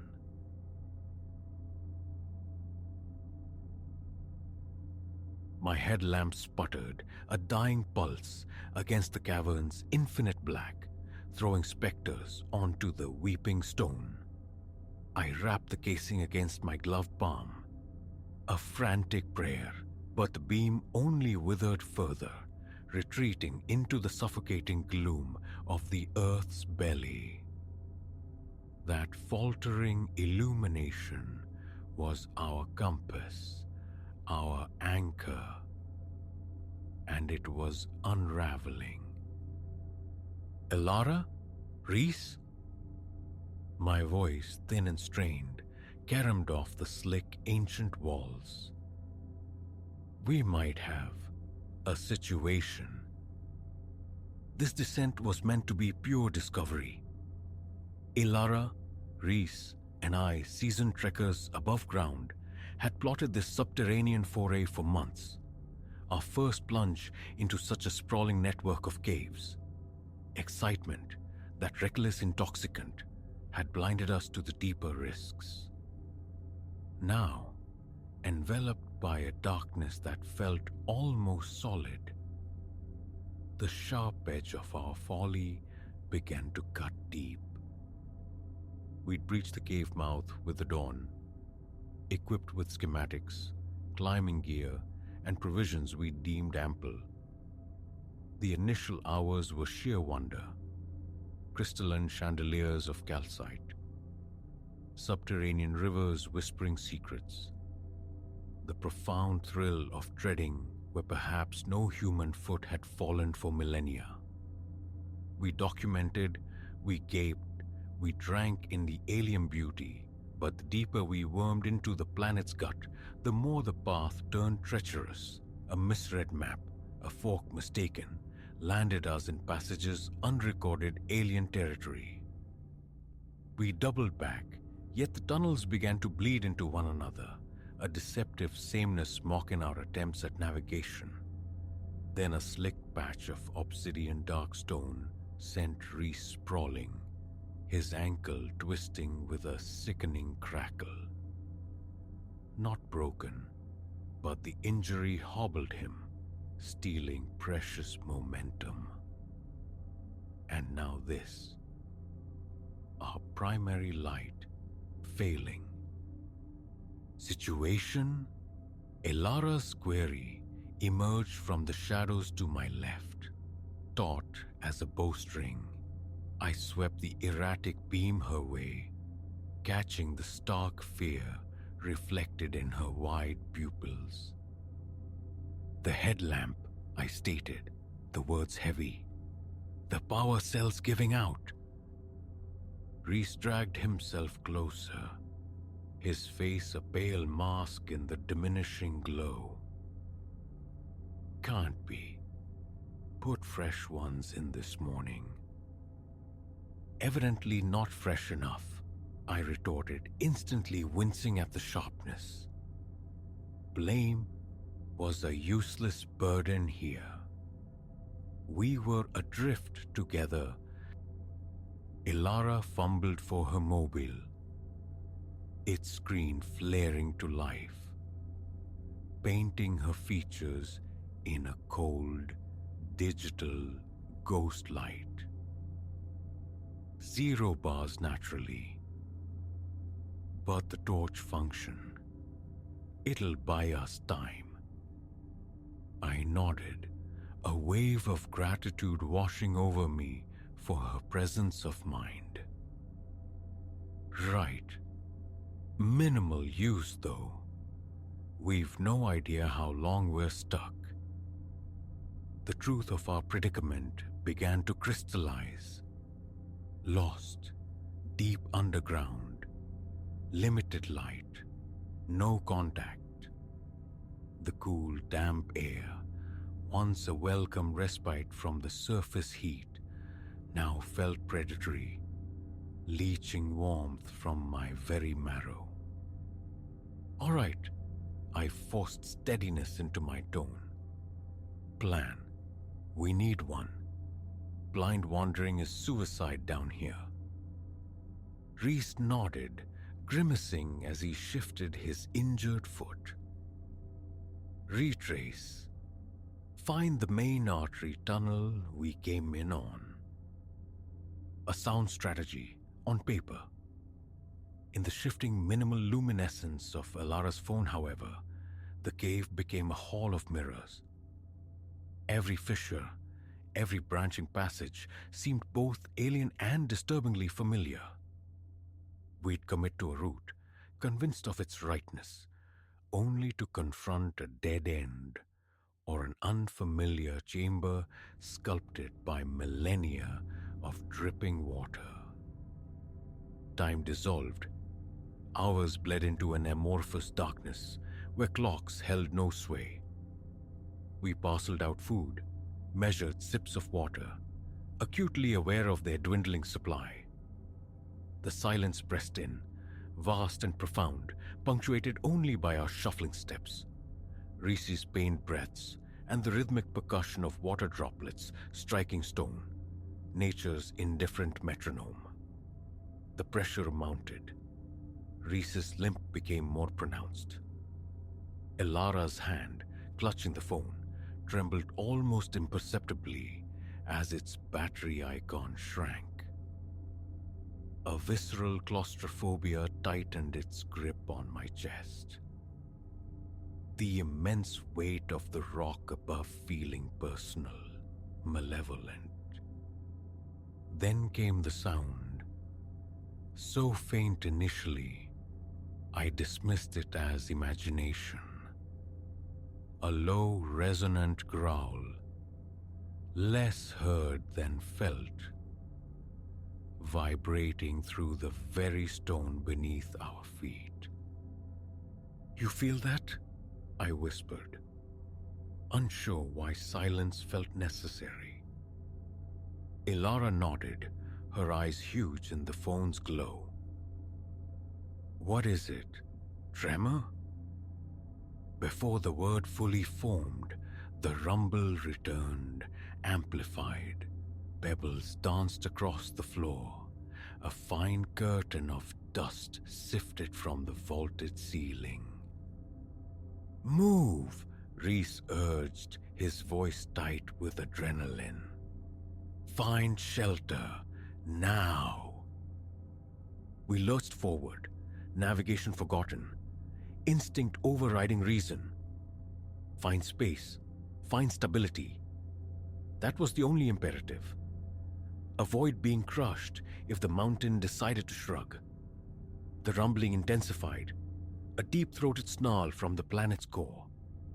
Larger stones dislodged, plummeting nearby, forcing us into a desperate weaving run. Elara's phone beam slashed wildly, fragmenting the scene into nightmarish, strobe-lit tableau. Just as exhaustion threatened to buckle my knees, we spilled into a vast cavern. The ceiling soared into unseen heights, buttressed by colossal pillars of rock, like the nave of some subterranean cathedral. It felt inherently more solid than the constricting tunnels. Wordlessly, we converged near the center, huddling close as the world quaked around us. I felt Elara's body shaking against mine, heard Reese's ragged, desperate gasps for air. In that terrifying moment, staring into the abyss of potential oblivion, a fierce, unexpected tenderness surged through me for these companions. Whatever fate awaited, we faced it unified. The tremor, an eternity compressed into minutes, eventually subsided. It left behind a silence thicker, more suffocating than before, laced with the acrid taste of dust and darkness. Elara's phone was dead, shattered by a fall, or its battery finally expired. It didn't matter. We were plunged into a blindness absolute, a physical pressure against the eyes. The old cliché, unable to see your hand before your face, was suddenly, terrifyingly literal. This darkness wasn't mere absence of light. It was a presence, a palpable entity. "Everyone all right?" My voice emerged as a parched croak. "Think so," Elara whispered back, small and frayed. Reese emitted a low grunt of confirmation, a slight shifting beside me. We sat suspended in that velvet void for a long stretch, each marooned in private fear. The stark reality was undeniable. Trapped, entombed perhaps, lightless, voiceless. Survival odds felt infinitesimally small. Yet, surrender wasn't wired into us. We breathed. We existed. And as long as that held true, the fight wasn't over. "Okay," I broke the heavy stillness. "Think, there must be another way." "How?" Elara's voice fractured. We don't even know where here east is. No, Reese countered, his voice regaining some strength. But cave systems breathe. Air gets in somehow. We'd be choking otherwise. He was right. A sliver of logic in the overwhelming dark. I inhaled deeply, forcing focus. Okay, feel for drafts, air currents, follow anything that moves. We dispersed, crawling low, hands sweeping the uneven, gritty floor. It was agonizingly slow. A blind cartographer's task. Every few moments, a call out, a reply, verbal beacons against the encroaching disorientation. Time ceased to exist, measured only in scrapes, bumps, and the growing ache in our limbs. Then finally, I felt it. The barest caress against my cheek. A phantom breath. A rumor of air. Found something! Excitement roughened my voice. Over here. Elara and Reese navigated towards my calls. Together, we pressed on, hands tracing the contours of a rock wall, following the almost imperceptible airflow. The whisper grew fractionally stronger, carrying with it a scent, impossibly, miraculously, of damp earth, of green decay, of outside. Hope surged, a potent fuel. We moved faster, scrabbling, crawling, when the passage narrowed, the promise of escape eclipsing pain and fatigue. And then, a flaw in the darkness. A single, distant point of light, so faint I initially distrusted my eyes. But it held, grew steadily brighter as we advanced. Daylight fractured and diffused through a fissure ahead. The opening was minuscule. A tight squeeze, but it was salvation. Fueled by desperation, we attacked the aperture, tearing at loose rock, widening the gap millimeter by painful millimeter. Stone bit into our flesh, unnoticed. At last, it was possible. One by one, we wriggled through the tight embrace of the rock and tumbled out, blinking against the sudden, blinding assault of late afternoon sun. We lay sprawled on a mountainside, far from our entry point, disoriented, but undeniably alive. Gasping the clean, sharp air, feeling the sun's warmth seep into our chilled bodies, an immense gratitude flooded me for breath, for companionship, for the simple, profound miracle of light. Less than 48 hours entombed, yet the ordeal had irrevocably reshaped us.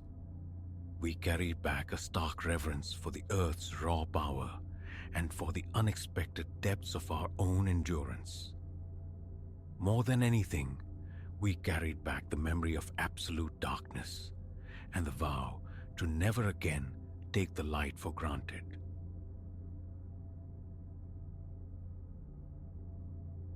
The deep woods promised sanctuary, a quietude I craved like water, away from the city's relentless hum, away from the weight of expectation. Just silence, steeped in pine. So when Finn proposed a weekend cloistered in some remote cabin, the idea resonated, a chord struck deep within. We found a listing that seemed conjured from desire, lost among ancient trees, perched beside the lake that mirrored only sky and timber.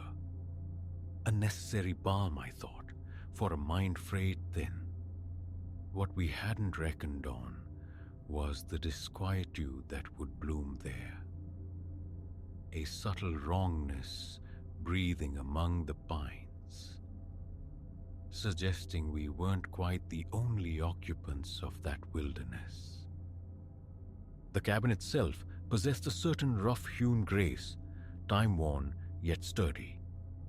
Compact, but sufficient for our quartet. Myself, Leo, Finn, his partner Maya, and her friend Chloe. Stout wooden beams traversed the ceiling above a grand hearth of river stones, while broad windows framed views into the dense arboreal tapestry. We arrived as the afternoon bled into evening, affording just enough time to stow our gear and coax flames to life in the fireplace before twilight claimed the woods.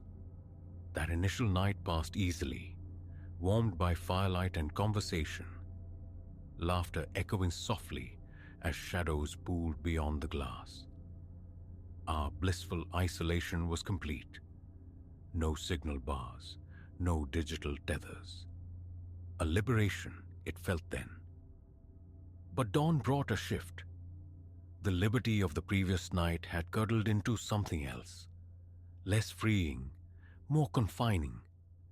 It began as a whisper of discomfort, a psychic grit I couldn't smooth away, easily dismissed as the groans of an unfamiliar lodging settling around me.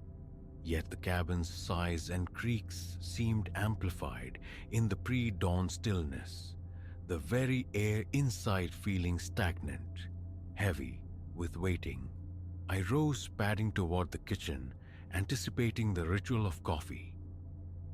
The interior remained stubbornly dim, though the sun should have been ascending. A glance through the kitchen window revealed not dappled light, but a world submerged.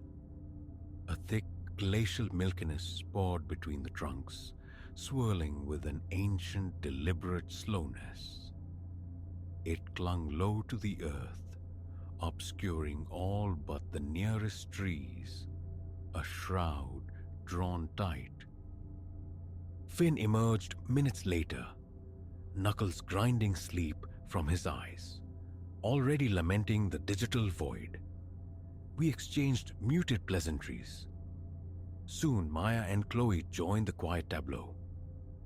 Over breakfast, we made light of the impenetrable fog, optimistically planning lakeside diversions for whenever a sun finally pierced through. But noon arrived, and the fog held dominion. If anything, it had intensified, pressing closer, the air acquiring a damp chill unusual for the season.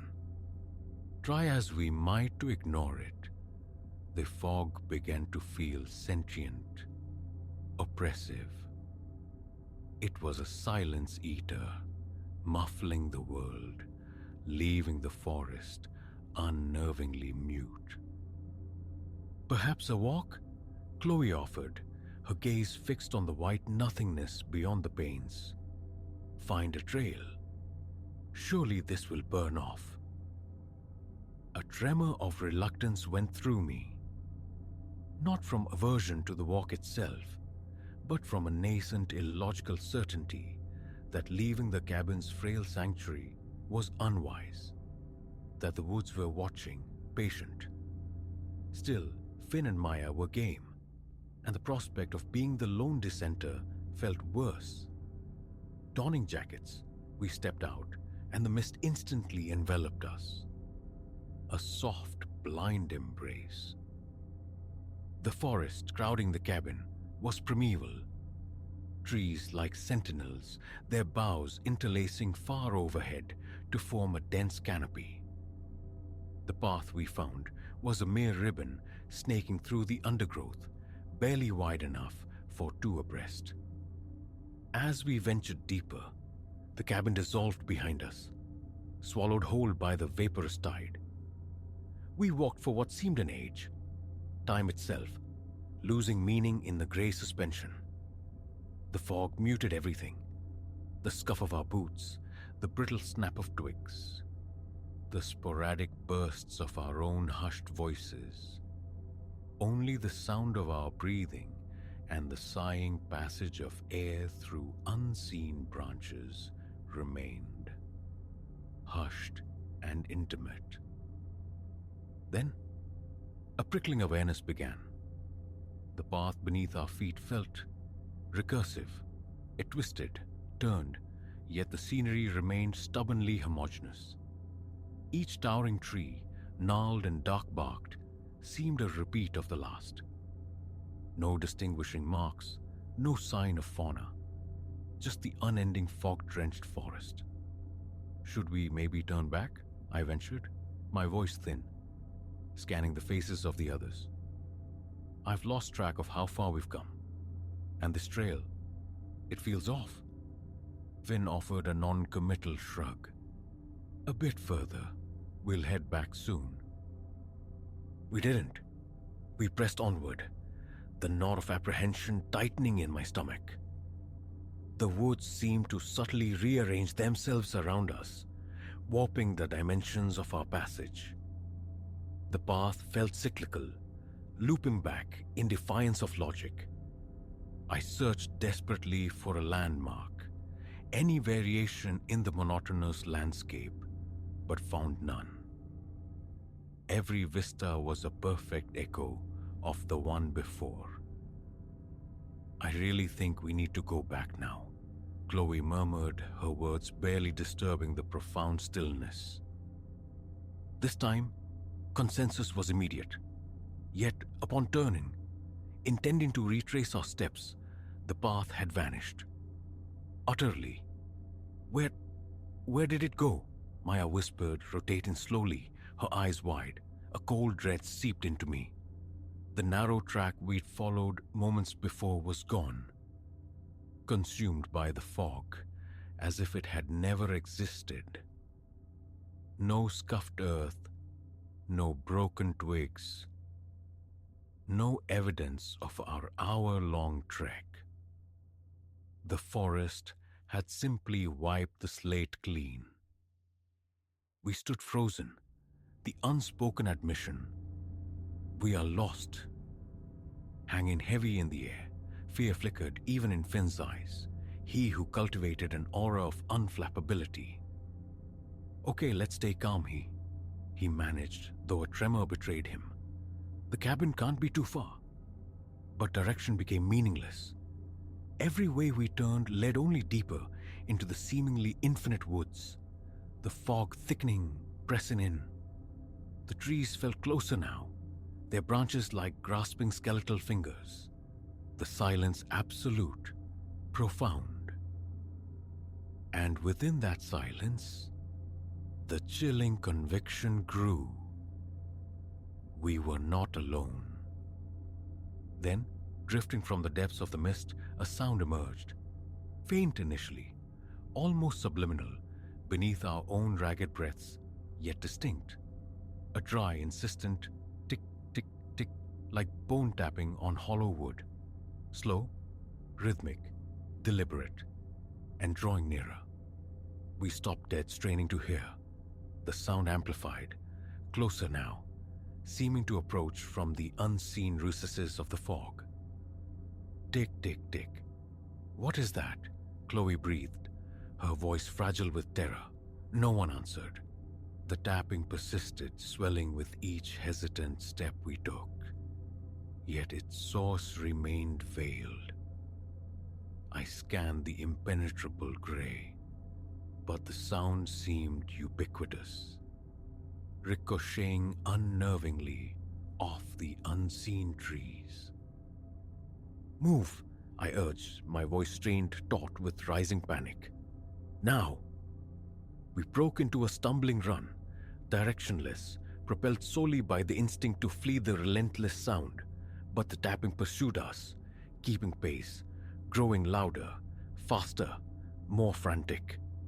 Then, as abruptly as it began, silence crashed back down. We halted, gasping, our exhalations pluming in the frigid air, ears straining against the suffocating quiet. Nothing. No tapping, no wind, no rustle of life. Only the fog, dense and absolute, closing in. And through a momentary thinning of the mist, I saw it. A structure, a cabin. But not ours. This one was derelict, its roof lines sagging, its timbers dark with rot and decay, suggesting decades of abandonment. Windows gaped like empty sockets, the door hung askew from rusted hinges. It squatted in the gloom, silent, still, radiating a palpable sense of waiting. How we'd stumbled upon it, I couldn't fathom, but an instinctive revulsion gripped me. Entering was unthinkable. Without a word exchanged, united by primal fear, we turned and fled. The fog seemed to writhe around us, the trees themselves contorting as we crashed through the undergrowth. I don't know how long we ran, fueled by adrenaline and terror, until suddenly we burst into a small clearing. And there, materializing through the swirling vapor, stood our cabin. Relief washed over us, potent and dizzying. We never spoke of what we encountered in the fog. We gathered our belongings in silence and drove away that very night, leaving the watchful woods behind. I have never returned.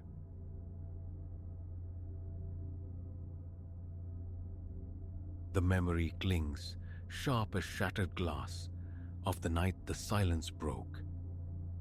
Midnight was breathing down the neck of the hour when the lobby phone shrilled. I was sunk deep in the worn throne behind the reception desk, Alastair, night sentinel of this old commercial edifice, a post I'd held longer than some marriages last. After 9, the building usually exhaled, settling into a profound quietude. Offices shuttered by 6, cleaning crews ghosted by 8, leaving only me beneath the watchful, glassy eyes of security cameras. Even the corridor lights dimmed near midnight, conserving power, deepening the sepulchral hush I'd grown accustomed to. But that night, the familiar stillness fractured. I'd been adrift, chair tilted back, the small television flickering soundlessly with some forgotten late-night spectacle. A single earbud piped in the drone of talk radio, a flimsy anchor against the undertow of sleep. Then the intercom, an ancient beast on a desk, erupted not with a ring, but a harsh, insistent buzz that jolted me upright. A glance confirmed the wall clock. Precisely 12. Lifting the receiver, my voice emerged a stranger, roughened by disuse and surprise. Lobby. A pause stretched, thick with static, maybe 3 heartbeats long. Then a man's voice, unnervingly level, devoid of inflection. I have something for you. A delivery. It belongs to you. Lost a long time ago. A peculiar coldness snaked up my forearms. His certainty was absolute, as if addressing a shared, forgotten secret. But the space in my memory he aimed for was blank. I cleared my throat, the sound loud in the sudden quiet. What delivery? Who is this? Which floor are you calling from? Another weighted silence. Come up, he instructed calmly. I'm on your floor. The line clicked dead. I stood frozen, the receiver still pressed to my ear, listening to the empty hiss that followed. The phone's small illuminated display glowed. Call origin, floor 13. A knot of confusion tightened in my chest. This monolith of steel and glass possessed only 12 floors above ground. I stared at the impossible number before slowly replacing the handset. My heart hammered against my ribs. My mouth felt arid as desert sand. My gaze swept the lobby. The entrance lights still cast a sterile glow, reflecting my own slightly disheveled uniform in the revolving doors. A faint sheen of perspiration on my brow. Usually, the building's nocturnal hum was the loudest sound. Tonight, a faint, high-pitched ringing sang in my own ears. A physical protest against the inexplicable. Stepping from behind the sanctuary of the desk, I crossed the polished floor towards the elevator bank. The call button summoned the lift with mundane obedience. Doors whispered open. I stepped into the familiar box, its overhead light performing its usual flickering dance. The panel displayed its customary array, GB 1 through 12. No Phantom 13 naturally. Superstition had erased it from blueprints decades ago. I pressed a 12. The ascent felt sluggish, protracted. Normally, a subtle pressure shift marked the passage past the 6th floor. Tonight, only a viscid tension filled the small space. The doors parted on the 12th floor's dimly lit corridor. Vacancy hung heavy in the air, thick with the scent of stale coffee and photocopier toner. This level housed a small insurance firm, long since departed for the night. Their doors were dark eyes in the hallway, resolutely locked. I walked the length, testing each handle, peering through glass panels where possible. Nothing, just shadows and silence. Returning to the elevator, a thought surfaced. The basement, perhaps some prankster fiddled with the wiring down there. I pressed B. The car descended. Below ground, amid stacked boxes and forgotten cleaning relics, the air was cool and damp. The wall-mounted phone hung shrouded in dust, clearly untouched for years. A tentative lift of its receiver yielded only the familiar, steady dial tone. Replacing it, I ascended once more to the lobby. The remainder of the shift unfolded in unbroken quiet, yet the unease lingered, a shadow clinging to my thoughts. The following night mirrored the one before, routine holding sway until the stroke of midnight, then the harsh buzz again. The display flared 13. My pulse leaped. Hesitantly, I answered. "Hello?" The same measured voice returned, implacable. "Alistair, come up. I have what you lost." A tremor ran through me. "What?" I demanded, voice tight. "What did I lose?" A brief silence then. "You will recognize it. Come to my floor." This time, frustration boiled over. "There is no 13th floor," I almost shouted into the plastic. The line went dead. I didn't move to investigate this time. Rooted behind the desk, palms slick against the cool laminate, I felt a nervous energy thrumming through me, tapping a restless rhythm against the tile. My eyes kept straying to the elevator bank, anticipating something. The security monitors showed only deserted hallways, floors 1 through 12, plus the basement, bathed in the low light. Stillness reigned. A knot of anxiety tightened low in my gut. The urge to flee, to simply walk out into the night, warred with the ingrained duty of my post. 6 a.m. eventually arrived, bringing the first stirrings of the building's daytime life. I surrendered my post, went home, and caught its sleep. But the disembodied voice echoed in the quiet corners of my mind. In the ensuing days, I broached the subject with the building manager, a man perpetually clad in weary indifference. He offered shrugs and mumbled possibilities, crossed wires, glitches in the antiquated internal system. Had there ever been a 13th floor? He didn't know. Couldn't be bothered to delve into dusty archives. Perhaps the display was malfunctioning. Plausible. Yet it failed to account for the voice knowing my name. The chillingly specific claim of a lost item. My shifts acquired a new, sharp edge. I found myself scrutinizing the phone lines, obsessively checking camera feeds, walking the floors myself before the witching hour. All remained normal until precisely 12 a.m. The buzz, the spectral 13, the calm insistence. "Alistair, I have something for you. Lost a long time ago. Come up.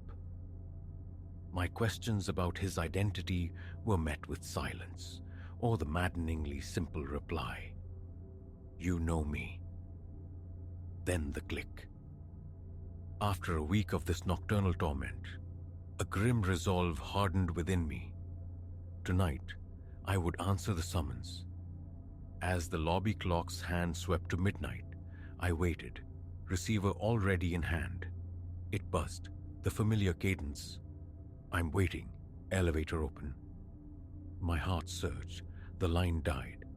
Setting the phone down, I walked towards the elevators. One set of doors stood agape, beckoning, the interior light flickering more erratically than usual. This felt deliberate. I stepped inside. The panel remained unchanged, 1 through 12, G, B. Yet, as I stood there, a faint luminescence materialized in the small gap between the 12 button and the blank space above B.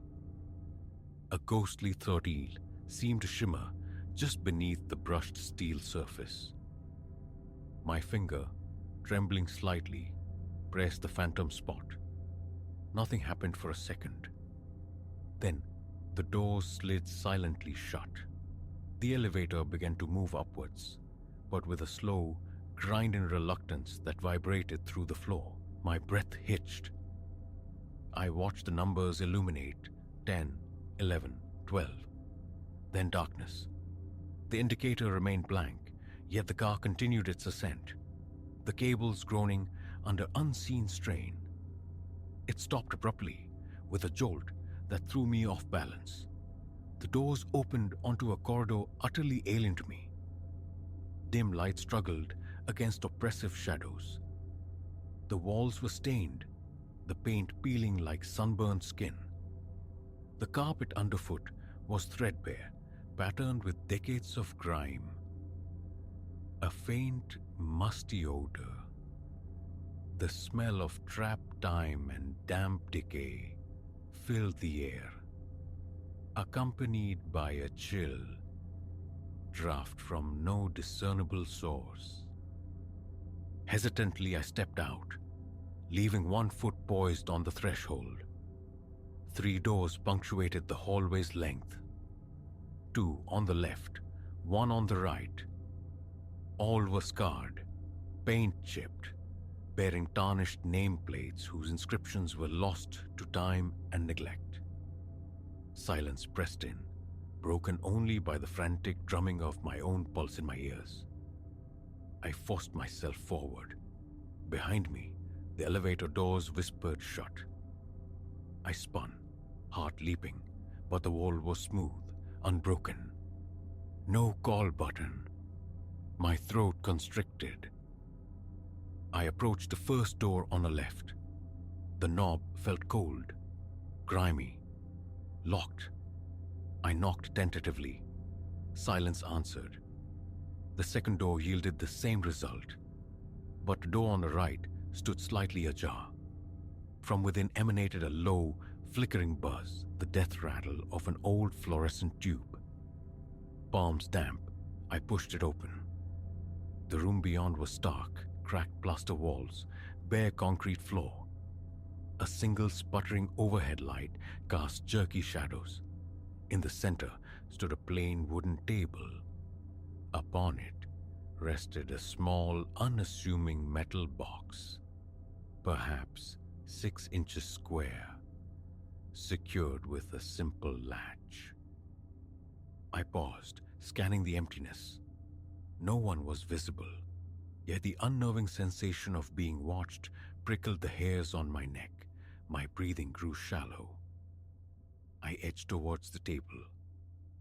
My fingers, clumsy with apprehension, fumbled with the latch. It sprang open.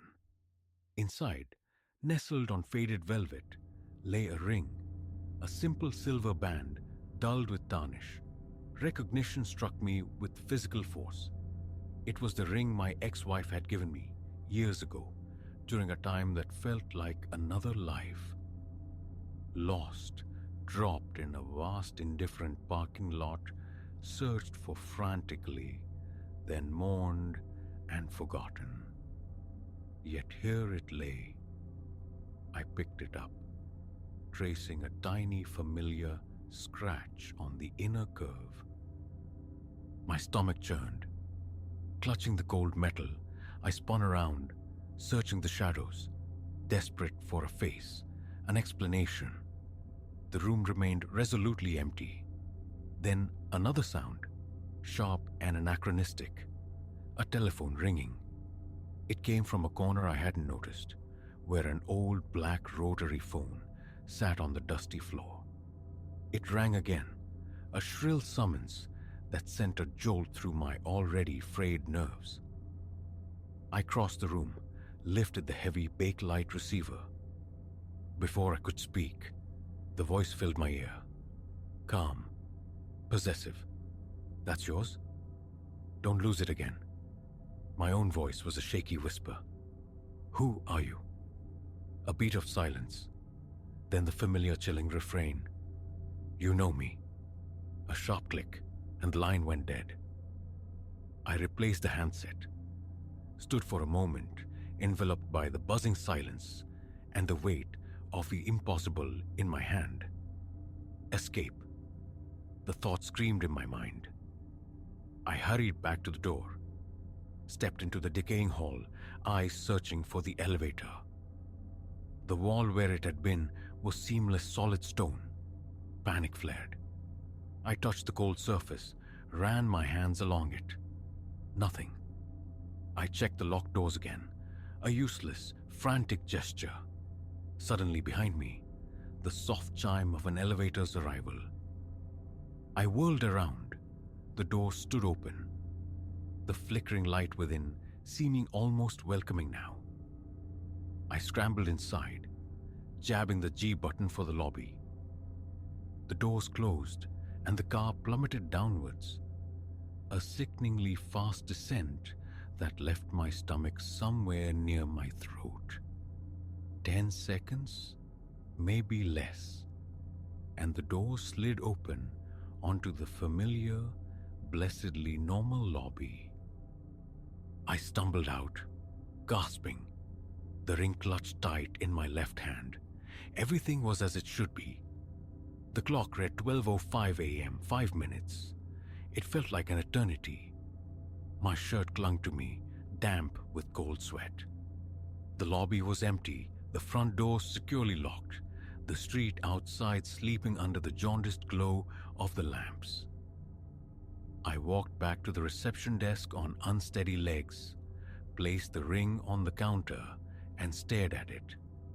A solid piece of evidence from an impossible place.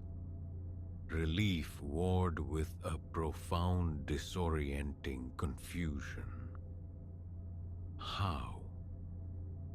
The question echoed unanswered. The rest of that night passed in watchful silence. The phone remained mute. When the morning relief arrived, I left, feeling hollowed out, drained.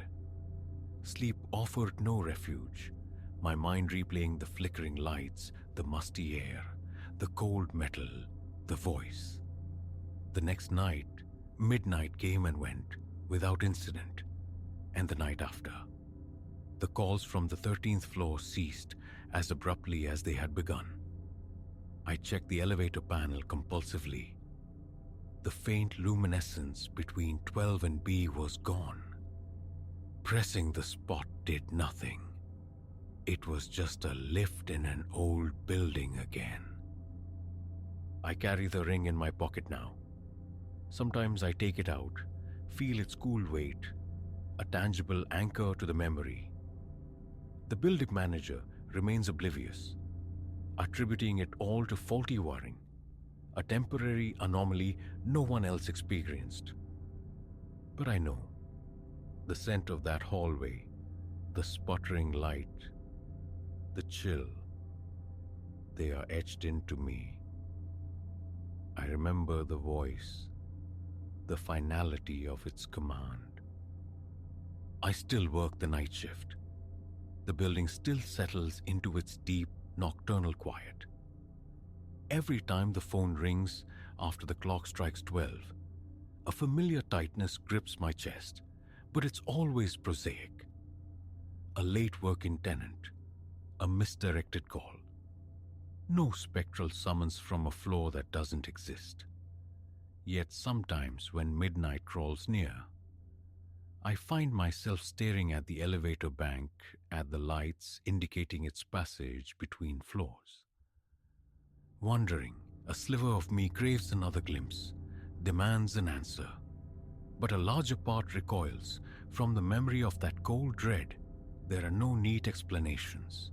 There is only the job, the quiet, the waiting, and the ring in my pocket, a cold silver reminder that I once visited a place that shouldn't be and brought something back. I won't lose it again.